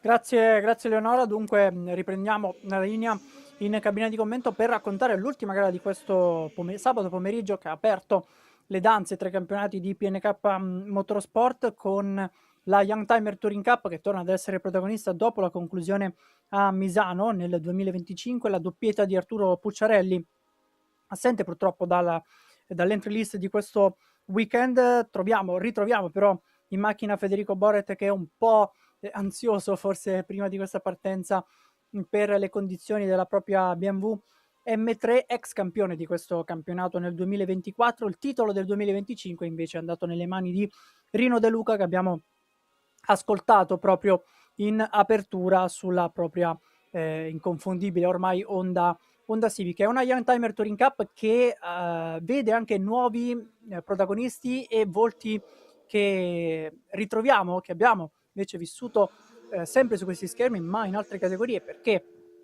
si rinnova un po' nel format con chiaramente un campionato che rimane ancora incentrato sulle vecchie glorie del mondo turismo, quelle che vanno dagli anni 90 fino poi al 2010, sia in configurazione turismo che super turismo, parliamo di ex vetture ufficiali, ma apre le porte anche a una seconda classifica che è la classifica Open, perché c'è la presenza e c'è la possibilità di schierare nel campionato, di correre con vetture più moderne, nel caso ovviamente del poleman Sergio Galbusera che abbiamo ascoltato a bordo della Lotus Elise Cup, e sono tutte quelle vetture dal 2011 ad oggi praticamente, che fanno parte di determinate categorie, dal gruppo A, gruppo N e poi vari trofei monomarca, come proprio nel caso della Lotus Elise del pilota che scatterà dalla pole position dopo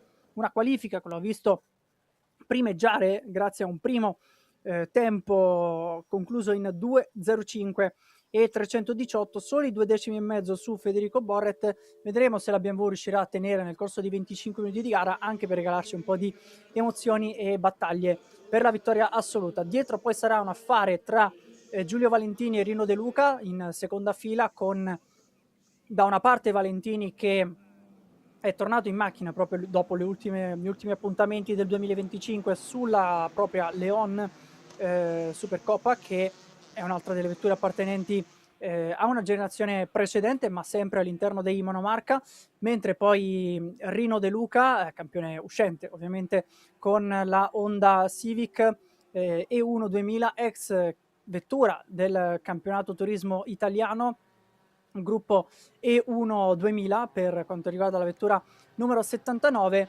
E1 oltre 3000 invece per David De Liguanti, importante presente, cognome importante presente in questa griglia di partenza. Intanto del fumo nero che esce dalla parte posteriore della Alfa 147 di Franco Barin. Questo non è sicuramente un buon segnale. La famiglia Barin, che è stata protagonista lo scorso anno in un format che vedeva la Youngtimer Touring Cup assieme al campionato italiano autoclassiche, con la famiglia Barin, con Simone e Roberto protagonisti sulla Porsche 996 e GT3, campionato italiano autoclassiche che invece sarà all'interno da questa stagione del campionato italiano autostoriche, quindi ad amalgamare ancora di più, se vogliamo, la griglia delle auto storiche con la Youngtimer, che invece va ad abbracciare tutti quei trofei monomarca, come nel caso anche di questa Alfa 147, vettura che ha visto tante pagine di storia nei primi anni 2000 con i vari monomarca del mondo del biscione, e a completare la griglia alle spalle di Barin troviamo invece Maurizio Fumi con la sua inscindibile ormai Clio Cup di terza generazione. Qui siamo invece sulla vettura sulla Toyota Corolla, altra nuova aggiunta alla griglia di questa stagione. Tantissimi costruttori, e questo comunque è il bello di vedere un campionato che cerca di riportare in auge proprio il mondo storico dell'automobilismo, in questo caso del mondo turismo, con tanta varietà che sicuramente farà piacere ai tanti appassionati qui al Mugello. Il calendario della Youngtimer Touring Cup per questa stagione prevede ovviamente questa apertura sul circuito toscano. Prossimo weekend, la prossima tappa sarà a Magione, tappa che di storia ne vede davvero tanta, perché da questa stagione la gestione del Trofeo Italia Storico e il Trofeo Italia Classico sarà d'appannaggio proprio di PNK Motorsport, quindi serie che si è già aperta nel corso di quest'anno proprio sul tracciato Mario Umberto Borzacchini dell'Umbria, e calendario che della Youngtimer Touring Cup proseguirà poi a Vallelunga il 19 luglio, Mugello ancora con la tappa del 18 ottobre e infine a Misano l'8 novembre. Queste le 5 tappe previste dalla Youngtimer Touring Cup, novità entrata in vigore dal 2024 all'interno dei campionati di PNK Motorsport, a cercare di riempire proprio quel vuoto lasciato dal campionato italiano autostoriche. Dopo la fine degli anni 90 mancava ancora un pezzo di storia, ed è proprio qui che si inserisce la Youngtimer Touring Cup. Partono i 25 minuti di gara con la bandiera verde che viene sventolata al semaforo verde, partenza lanciata, subito uno spunto eccezionale da parte di Federico Borret, si fa vedere qui all'interno Galbusera, ma chiude la porta l'ex campione di questa categoria. Buona partenza anche per Valentini davanti a Rino De Luca, invece si danno battaglia Gianfranco Scoppa con la scuderia Vesuvio, che abbiamo visto già in precedenza nel National GT Challenge, scuderia anch'essa davvero storica, che porta in alto il nome partenopeo nella tradizione del motorsport nazionale. e con questa Mini Cooper JCW Evo per quanto riguarda Gianfranco Scoppa all'interno della mini categoria della Mini Cup, chiaramente l'unica vettura presente in pista. Oltre alla classifica assoluta e alla classifica Open ci saranno poi tutte le varie premiazioni con le differenti categorie. RS Plus per Giuseppe Iorio alle spalle di Camillo Piccin, che è all'interno della stessa categoria di Rino De Luca, spesso vicini, i due ex compagni di squadra anche nel campionato italiano turismo. Poi abbiamo Sebastiano Sibani con la 318 trofeo 318, la BMW che ha aggiunto tanto colore alla griglia anche di Misano nell'ultimo appuntamento del 2025. Franco Barin e invece Maurizio Fumi, purtroppo da segnare l'assenza del pilota numero 20 in qualche problema prima dello start. Eccolo qui il leader della corsa, Federico Borret, che prova ad allungare nei confronti di Sergio Galbusera. Il primo settore è il migliore per Borret, ma risponde nel settore centrale Galbusera, e qui entrano in gioco proprio le due differenze, anzi le varie differenze sostanziali che sono visibili anche a occhio nudo tra queste vetture di tante categorie diverse con tante filosofie differenti, e quindi sicuramente piloti che possono sfruttare un punto a favore in una determinata parte della pista, mentre un pilota può rispondere con una vettura magari più agile nel settore centrale. Mugello è una pista che esalta proprio le differenti situazioni. Intanto qui la grande staccata all'interno di Galbusera, che si riprende di fatto a ciò che gli apparteneva in partenza con lo scatto dalla pole position. Vedremo se ci sarà la risposta di Borret in un tratto di accelerazione, perché questa M3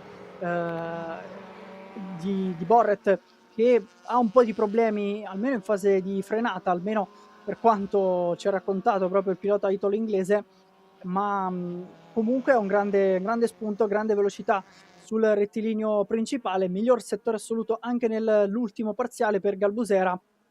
Adesso vedremo al prossimo giro se ci sarà un miglioramento ancora per il pilota che è salito in testa alla corsa, 2.13.9 l'ultimo giro per Galbusera contro il 13.7 per Federico Borret, e poi dietro non c'è chance di battagliare con queste due vetture più veloci per conformazione naturale proprio tra le proprie caratteristiche tecniche. Giulio Valentini che deve difendere il podio assoluto davanti a Gianfranco Scoppa, che ha preso la posizione su Rino De Luca, quindi scende in quinta piazza il pilota della Honda Civic con il team B Motorsport, mentre davanti Galbusera rappresenta i colori di TAC Motorsport, una vettura che è ormai conosciuta sugli schermi di PNK Motorsport perché spesso è stata protagonista proprio con questa livrea, una linea bellissima, molto elegante, davvero la Lotus Elise di Galbusera, e spesso si è contraddistinta nella griglia della Coppa Italia Turismo sino alla passata stagione, mentre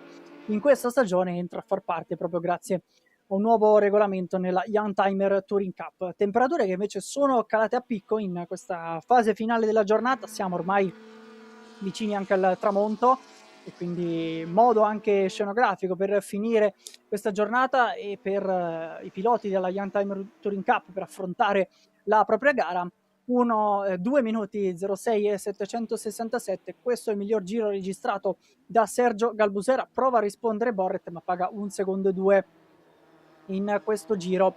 Scorso passaggio che aveva visto anche il sorpasso all'interno di curva 1, e quindi in questo giro potrebbe ulteriormente migliorarsi Galbusera nel primo settore. 43.0 lo scorso giro, vedremo adesso al passaggio della prima fotocellula del settore del circuito del Mugello. Dietro invece Valentini ha completato in 2.10.5 guadagnando un bel margine su Gianfranco Scoppa, riesce in questo momento a mettere in sicurezza il podio in maniera assoluta. Differenza sostanziale di traiettoria in inserimento, è molto più puntata la vettura di Sergio Galbusera, che cerca di fare meno metri già in ingresso sfruttando una vettura particolarmente agile. Si vede anche a occhio nudo la differenza di passo tra le due vetture, ma anche sicuramente un baricentro diverso con una vettura un po' più corposa per Federico Borret, che riesce però a rimanere vicino in questa fase. Non si è migliorato Galbusera nel primo settore, anzi paga quasi 7 decimi rispetto al miglior tempo assoluto. Si è migliorato invece Borret, e questo è il motivo per cui il pilota titolo inglese è davvero vicino adesso in questa fase alla vettura di Galbusera, che continua ad essere più interno qui in percorrenza, sta facendo fischiare le gomme in percorrenza al correntaio, e poi il passaggio sul gas alla Biondetti 1 e 2 prima di affrontare l'ultima frenata del circuito. La Bucine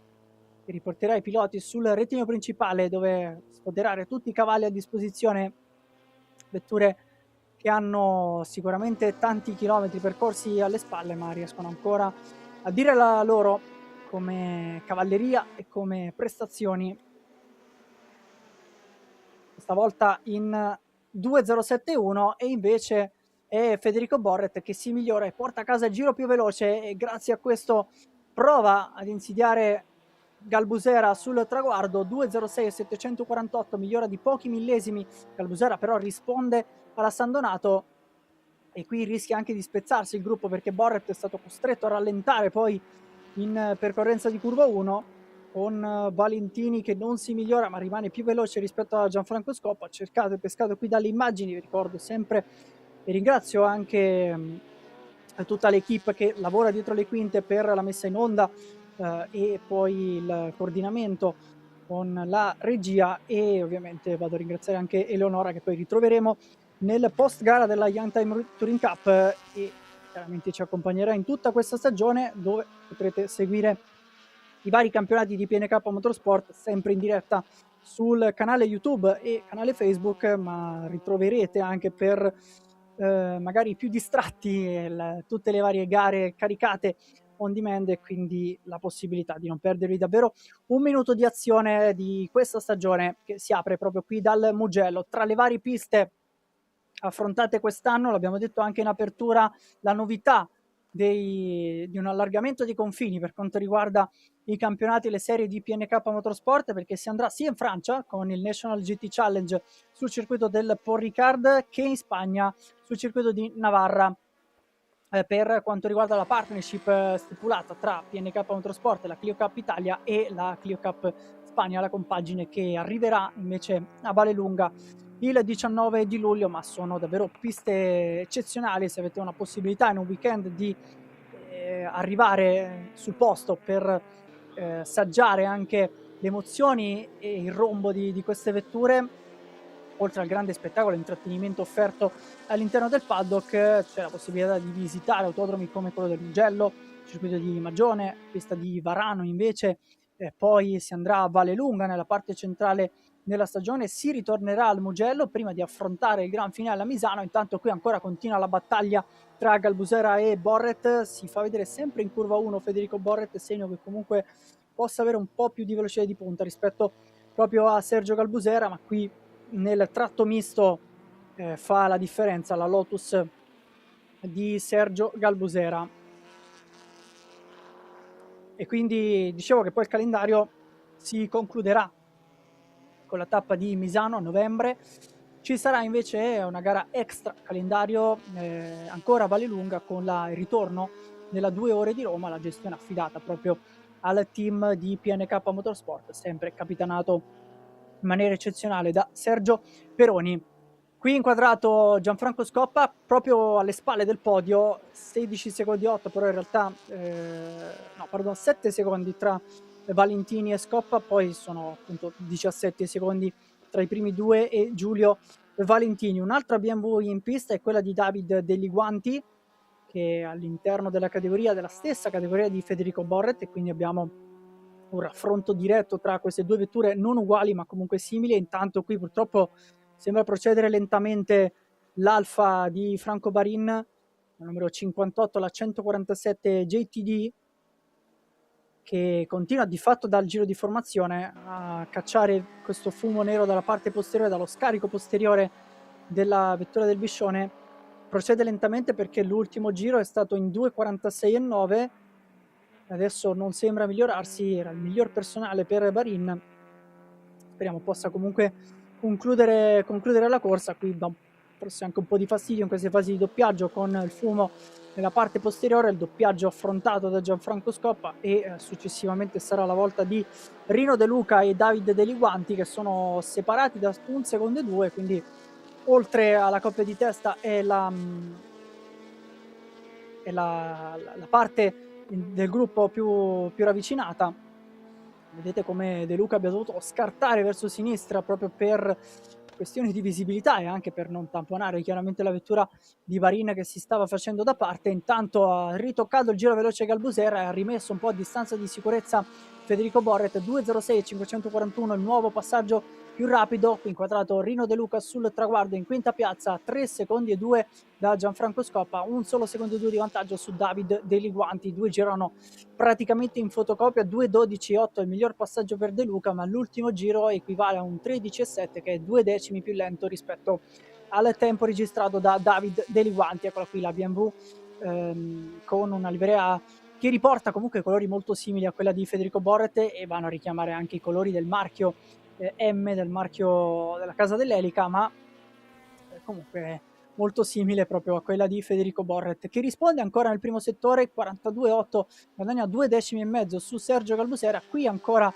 invece il marchio giapponese con Rino De Luca protagonista e con il quadrato Camillo Piccin, che porta in pista una differente Honda, in questo caso una Honda integra rispetto invece alla Civic di Rino De Luca, Civic che continua con i vari modelli ad essere protagonista nel mondo turismo, in particolare con le vetture TCR, ha ricevuto anche negli ultimi anni vari aggiornamenti con la Type R. È bello vedere come si siano evoluti i modelli, mentre l'Integra va a seguire una filosofia un po' diversa, perché la Civic è un po' più compatta.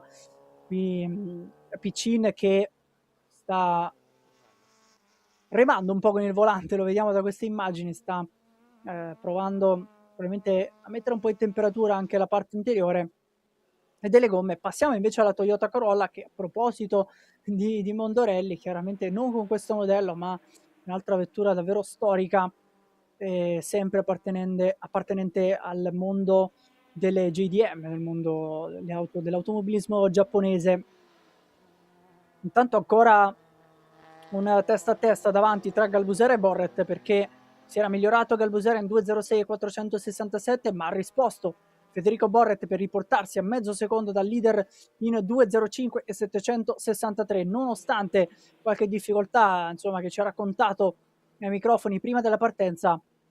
Sta tenendo duro come un leone Federico Borret nel corso di questa gara 1 e ci sta regalando una grande emozione per la lotta e il primato di questa prima gara della Youngtimer Touring Cup. È stato per un attimo anche il leader della corsa, sfruttando anche un buono spunto in partenza, poi è venuta la risposta di Galbusera, ma non molla in questa fase Federico Borret. Mancano 11 minuti al termine di questa gara, qui si fa vedere per un attimo all'arrabbiata 1 e 2, ma non c'è la possibilità, soprattutto in questo tratto dove fa la differenza la Lotus di Galbusera, e quindi rimane alle spalle. Il pilota italo-inglese va a saltare sui cordoli invece della Scarperia Palagio per arrivare alla zona del correntaio, visibilità che adesso è minore rispetto alla prima parte di questo pomeriggio, quindi se vogliamo una difficoltà aggiuntiva per i piloti è proprio qui al correntaio che allunga Galbusera, che scoda anche il passaggio sul cordolo, e ci sarà tra poco anche il doppiaggio della BMW 318 del trofeo di Sebastiano Sibani, che si fa da parte correttamente all'esterno della bucine. Ha perso però un po' di terreno qui Borret, provato con un primo settore Monstre in 42,7, guadagnando 4 decimi su Galbusera, poi però nel settore centrale ancora una differenza minima, e invece nell'ultimo settore che Galbusera risponde con un 2.06.0 alla fine del giro e soprattutto guadagna mezzo secondo su Federico Borret, che prova a riavvicinarsi ancora in staccata verso la San Donato, ma questa volta è un po' più lontano, e quindi gara che potrebbe prendere la direzione di Sergio Galbusera quando abbiamo già ormai passato la metà dei 25 minuti da programma. Ne mancano 9 minuti e 34 secondi sul cronometro prima della bandiera scacchi, l'ultima di questo sabato iniziale nel 2026 di PNK Motorsport, sempre con spesso anzi con la Youngtimer Touring Cup ad essere protagonisti e accompagnarci nelle fasi finali. E ancora Borret che prova a rispondere, immagine che stacca dalla Casanova Savelli verso la percorrenza dell'Arrabbiata, 1 e poi 2 ancora in salita, i piloti che vedono poco e niente in realtà, lo sguardo è puntato verso il cielo. Attenzione perché Borret questa volta è ancora più vicino, sembra aver ritrovato il ritmo giusto. Federico Borret risponde però con una gran difesa, sta tirando giù la saracinesca. Sergio Galbusera che ancora continua ad entrare davvero stretto all'ingresso del correntaio, traiettoria che raramente si vede come interpretazione. Evidentemente è il modo di guidare questa vettura, perché comunque lo fa in maniera egregia. Galbusera la conosce ormai davvero alla perfezione, nel corso degli ultimi anni ha affrontato queste piste più e più volte. Vedremo se ci sarà un nuovo giro veloce, perché Borret si è migliorato nel primo settore, nel secondo settore poi non è riuscito a replicare il suo miglior personale, causa anche traffico.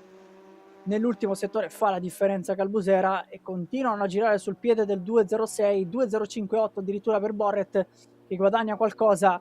Stanno facendo un ritmo incredibile e soprattutto inarrivabile per tutti, con Valentini che ha 8 secondi e 2 di vantaggio per la terza posizione sul podio assoluto.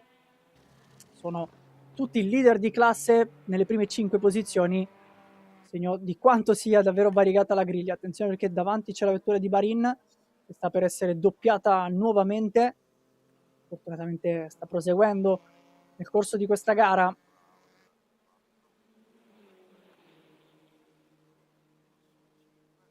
Viene adesso doppiato dalla coppia composta da Galbusera e Borret.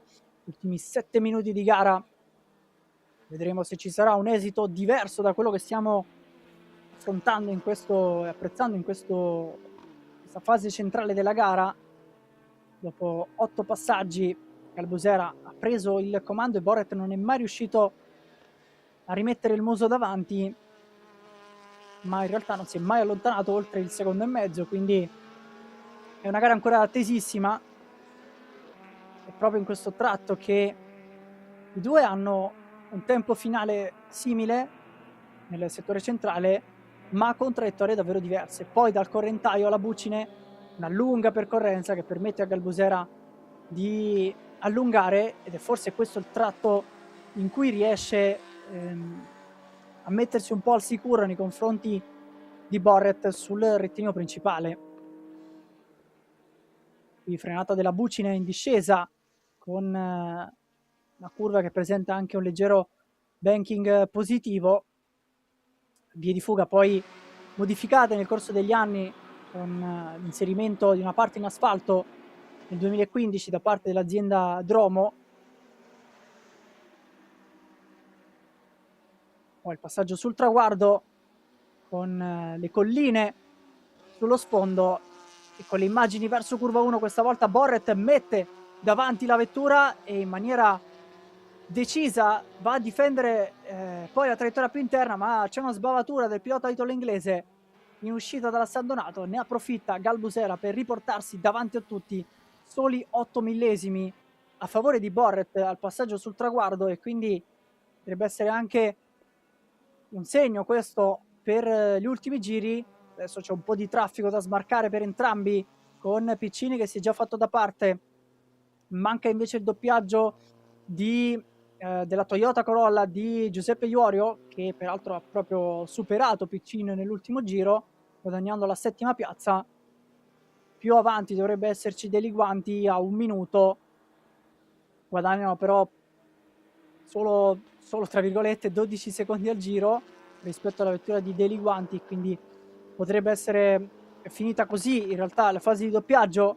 Incredibile, adesso dopo le 2 vetture da doppiare come Borret si sia subito rifatto sotto alle spalle della vettura di Galbusera. vedete anche il profilo aerodinamico sull'alettone posteriore come sia leggermente diverso, molto più basilare quello sulla M3 di Federico Borret, una vettura che negli anni, se non erro, è stata protagonista anche all'interno del Superstars. E qui ancora il passaggio alla Biondetti, 1 e 2 con Galbusera che va oltre la linea bianca, ma lì siamo all'interno dei limiti del tracciato, a sfruttare ogni centimetro a disposizione. 4 minuti adesso al termine, ci addentriamo davvero nelle fasi finali di questa gara 1 della Youngtimer Touring Cup, che poi sarà subito in pista domani mattina alle 10:50, aprirà il programma della domenica e vedrà un totale di 8 gare da vivere assieme qui in diretta su YouTube. Questa volta più lontano Borret difende comunque la traiettoria. Galbusera, inizio del 11° passaggio, 2.07 e 259 l'ultimo giro per Galbusera, con di mezzo anche i doppiaggi. C'è in realtà un'altra vettura poco più avanti ed è quella di Sebastiano Sibani, che si fa da parte nuovamente in fondo al gruppo in questo momento in 10ª posizione Sibani. Ricordo anche i punteggi per quanto riguarda il regolamento con 15 punti che vanno al vincitore, 13 al secondo, 11 al terzo classificato, 9, 7, 6, 4 e infine 3, 2, 1 per completare la top 10 che porta a casa punti in classifica. Quello qui Sibani invece con la terza delle BMW presenti in griglia quest'oggi per questo weekend. Tra l'altro si è migliorato nell'ultimo giro, paga però rispetto al resto del gruppo. Affronta qui la arrabbiata 1 e 2, anche visivamente netta la differenza rispetto soprattutto ai piloti nel gruppo di testa. Transita anche Giuseppe Aiorio al doppiaggio di Sebastiano Sibani. E adesso 2 minuti al termine, quindi ci avviciniamo davvero agli ultimi chilometri con Galbusera che si prepara a ritransitare sul traguardo e lo fa per la penultima volta, perché tra poco entreremo nell'ultimo giro di gara. Qui invece la Corolla di Davide Deliguanti, di Giuseppe Iorio, pardon, Deliguanti in macchina sulla BMW numero 14. Ed eccoci con i due leader della corsa che transitano separati da un solo secondo. Va completamente a schiacciarsi l'anteriore della Lotus, portata al limite da Galbusera per l'ultima volta ad affrontare la San Donato, la curva dove si decelera maggiormente al Mugello, e poi ancora secco sul cordolo della Luco Poggiosecco. Ormai sembra distante in questa fase Borret, che risponde comunque il primo settore guadagnando qualcosa, ma non è abbastanza per avvicinarsi e mettere pressione a Sergio Galbusera, che ancora una volta scarta verso l'interno anche la Casanova Savelli, le sue linee assolutamente personali e così uniche. Galbusera che dopo varie stagioni affrontate nella Coppa Italia Turismo si presenta qui per la prima volta nella Youngtimer Touring Cup, sempre all'interno del panorama dei campionati di PNK Motorsport, e lo sta per fare con la migliore delle presentazioni. Pole position. È mancato la trick perché il giro veloce è nelle mani di Federico Borret e potrebbe non arrivare in questo giro, anche se Galbusera si è migliorato nel primo settore, non lo fa nel settore centrale. Attenzione, perché l'ultimo settore è proprio l'arma principale di Sergio Galbusera, che affronterà adesso Biondetti 1 e 2 completamente full gas qui, l'ultima volta sul freno alla Bucine. 8 decimi di vantaggio, si è avvicinato Borret, ma come detto non è abbastanza vicino per vedere un arrivo in volata, e quindi sarà Sergio Galbusera a vincere la prima gara della Youngtimer Touring Cup 2026 qui dal Mugello. Esordio vincente per Galbusera davanti a Federico Borret che si deve accontentare della seconda posizione, ma potrebbe essere contento. Borret, che fra l'altro è andato a ritoccare anche il giro veloce nell'ultimo passaggio, è mancato forse qualcosa in termini di percorrenza, di ingresso curva per Borret, e forse chissà qualche problema di cui aveva accennato alla frenata, il motivo per cui non è riuscito a completare la manovra su Galbusera, che si complimenta qui anche con il suo rivale, il suo avversario. Hanno dato vita sicuramente a un gran duello per questa gara 1. Bandiera Scacchi continua ad essere sventolata in attesa anche del terzo pilota sul podio. Qui passa però la Corolla doppiata di Giuseppe Iorio.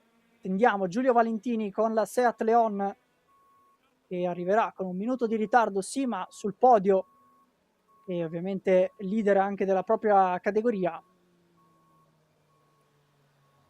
Fuori dal podio invece il campione uscente Rino De Luca, che trionfa nella propria categoria davanti a Camillo Piccin, ma chiude solamente quinto. L'anno scorso sul podio per 2 volte De Luca, anche a livello assoluto qui al Mugello. Transita Gianfranco Scoppa, è già passato invece Giulio Valentini, quindi confermato il podio. È passato anche Rino De Luca, manca solamente David Deliguanti, Franco Barin e Sebastiano Sibani a completare dunque questa prima giornata di gare dal Mugello, con già tanta azione in pista e tanti titoli per questa prima giornata. La Youngtimer Touring Cup, che avrà poco tempo in realtà per riposare, perché tornerà in pista domani mattina alle 10:50. Eccolo qui Giulio Valentini, mancava il suo arrivo, invece Gianfranco Scoppa, entrambi in testa alla propria categoria. Siamo tornati con le immagini sul vincitore Sergio Galbusera davanti a Federico Borret, seguito come un'ombra in tutti i 25 minuti di gara. Ha ceduto la leadership solo in partenza grazie a un ottimo spunto della BMW di Borret, e poi però ha replicato sfruttando al meglio le caratteristiche della propria vettura. È mancato, come detto, solo il giro veloce, quindi manca la trick per Galbusera. Proverà per gara 2 a conquistare anche il giro più veloce. Eccolo qui che scende dalla vettura e subito si va a complementare con Federico Borret, segno di grande sportività tra i due, stretta di mano e abbraccio con Borret appena sceso dalla propria macchina. Penso che abbia dato davvero tutto Borret, dalla gestualità del corpo. Tra poco lo ascolteremo, così come Galbusera. Manca ancora Valentini, in attesa che arrivi anche, eccola qui, la Seat Leon sul terzo gradino del podio. Arriva Giulio Valentini, può essere sicuramente soddisfatto di questo rientro e ritorno in pista. Pescato dalle immagini, toglie tutti i propri sistemi in macchina, a partire da vari ganci della sicurezza, il volante, e poi siamo nuovamente con Galbusera, raggiunto anche dalla nostra Eleonore. Quindi andiamo ad ascoltare le parole di Ultima gara e ultimo podio della giornata. Abbiamo qui il vincitore, ovvero Sergio Galbusera. Come ti senti? Com'è andata questa gara? Parlaci un po' delle tue sensazioni. Sono contentissimo, non pensavo di iniziare il campionato con una vittoria. È stata una gara non per niente scontata, perché Borret è stato veramente eccezionale e riuscivo a gestire i suoi attacchi, la potenza della sua auto, grazie alle staccate che riuscivo a fare. Per il resto diciamo che è andato tutto bene. È un fine settimana speciale perché ho qui con me mio figlio, e quindi quando una vittoria diventa di famiglia diventa ancora più bella. E un ringraziamento particolare al mio team, perché senza di loro non potrei avere una macchina così performante e affidabile. Grazie mille, congratulazioni. Proseguiamo con il secondo classificato, ovvero Federico Borret. Un secondo che il pilota in questo momento è assente. Eccoci qua. 2 parole. Come si sente? Non ho capito. Come si sente? Com'è andata questa gara? Malissimo, grazie. Sì, malissimo, perché purtroppo i problemi che ho avuto durante le prove si sono ripetuti anche in gara. Sono rimasto praticamente senza freni, perciò qualsiasi tentativo di sorpasso e staccare qui in fondo al rettilineo era impossibile. Ho preferito fare una gara di attesa, lui è stato molto bravo comunque a mantenere quel ritmo e io per stargli dietro ho dovuto sfruttare al massimo la macchina, ma purtroppo ero completamente senza freni. Cioè ogni staccata era chissà se ce la faccio o no. Di conseguenza ho preferito portare a termine la gara un secondo posto, non è mai da buttare, comunque non era una gara delle mie solite questa qua.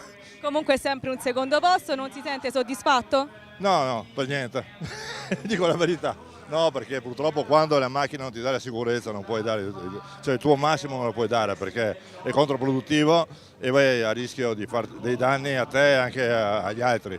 Io di fargli in frenata avevo paura che non tenessero i freni e tamponarlo, questo è il mio problema. Di conseguenza mi tenevo sempre più indietro sparando un sorpasso facile, ma è stato bravo lui. Va bene, grazie mille. Continuiamo con il terzo classificato di questa gara, ovvero Giulio Valentini. È andata bene, ci siamo abbastanza divertiti, avrei preferito lottare un pochettino di più con i primi due, però loro sono stati bravissimi, io a un certo punto ho amministrato e basta perché tanto il quarto era distante e non sono andato a cercarmi problemi. A chi dedichi questo terzo posto? Alla mia famiglia innanzitutto, perché sono sempre con me e poi a tutti quelli che comunque sia mi spingono a continuare anche se ormai i capelli sono bianchi da tanto tempo. Grazie mille. E da qui è tutto, a voi la linea. Grazie Eleonora, qui rimando ancora i ringraziamenti per i vari contributi di questa giornata. Abbiamo gli ultimi highlights prima di chiudere con questa prima diretta del 2026 sul canale di PNK Motorsport. Torneremo ovviamente ancora con le immagini dal Mugello domani, la Young Timer Touring Cup che riaprirà proprio il programma domani mattina alle ore 10:50. Questi invece momenti salienti di gara 1 con Federico Boret che ha provato grazie allo spunto a prendersi il primato, ma poi ha risposto Sergio Galbusera in staccata ed è stata qui la grande differenza tra i due che si sono comunque dati battaglia dall'inizio alla fine sull'arco di pochi decimi, davvero giro dopo giro. Ci ha riprovato ancora all'interno della San Donato Boret, la difesa però di Galbusera e poi il problema ai freni per quanto riguarda il pilota italo inglese non ha permesso di concludere la manovra di attacco. Qui abbiamo Gianfranco Scoppa con la Mini in quarta posizione, appena fuori dalle prime tre del podio conquistato qui inquadrato Giulio Valentini che ha condotto una gara senza problemi, senza sbavature, in maniera davvero pulita. Rino De Luca, campione uscente, invece chiude in quinta piazza in battaglia con David De Liguanti. Ancora le manovre di attacco di Federico Boret che hanno animato davvero questa gara 1 con l'Alfa 147 di Franco Barin che ha avuto questi problemi, lo scarico posteriore sin dal giro di formazione, è riuscito però a concludere la corsa. Tra i vari costruttori presenti anche Honda con il modello Integra e poi con la Civic, tra De Luca e Camillo Piccin, davvero tanti costruttori in questo rinnovato Young Timer Touring Cup 2026. L'ultimo tentativo di attacco questo per Boret, sbavatura a centro curva della San Donato e la risposta di Galbusera che poi ha riportato il pilota a bordo della Lotus, al volante della Lotus, in testa al comando. Presente anche Toyota con la Corolla tra le varie vetture. Questo infine l'arrivo finale con un vantaggio ormai sicuro nell'ultimo giro di gara per Sergio Galbusera che vince così all'esordio nella Young Timer Touring Cup davanti all'ex campione Federico Boret nel 2024. Vedremo se riuscirà a risolvere i problemi per la gara di domani e risolvere anche il proprio malcontento per la prossima gara in programma. Sarà ancora Galbusera contro Boret, vedremo, lo scopriremo chiaramente nella giornata di domani a partire dalle ore 10:50. Ringrazio ovviamente tutta la produzione, ringrazio tutti coloro che ci hanno seguito, non mancate però perché il programma dal Mugello di PNK Motorsport proseguirà ancora domani qui su YouTube.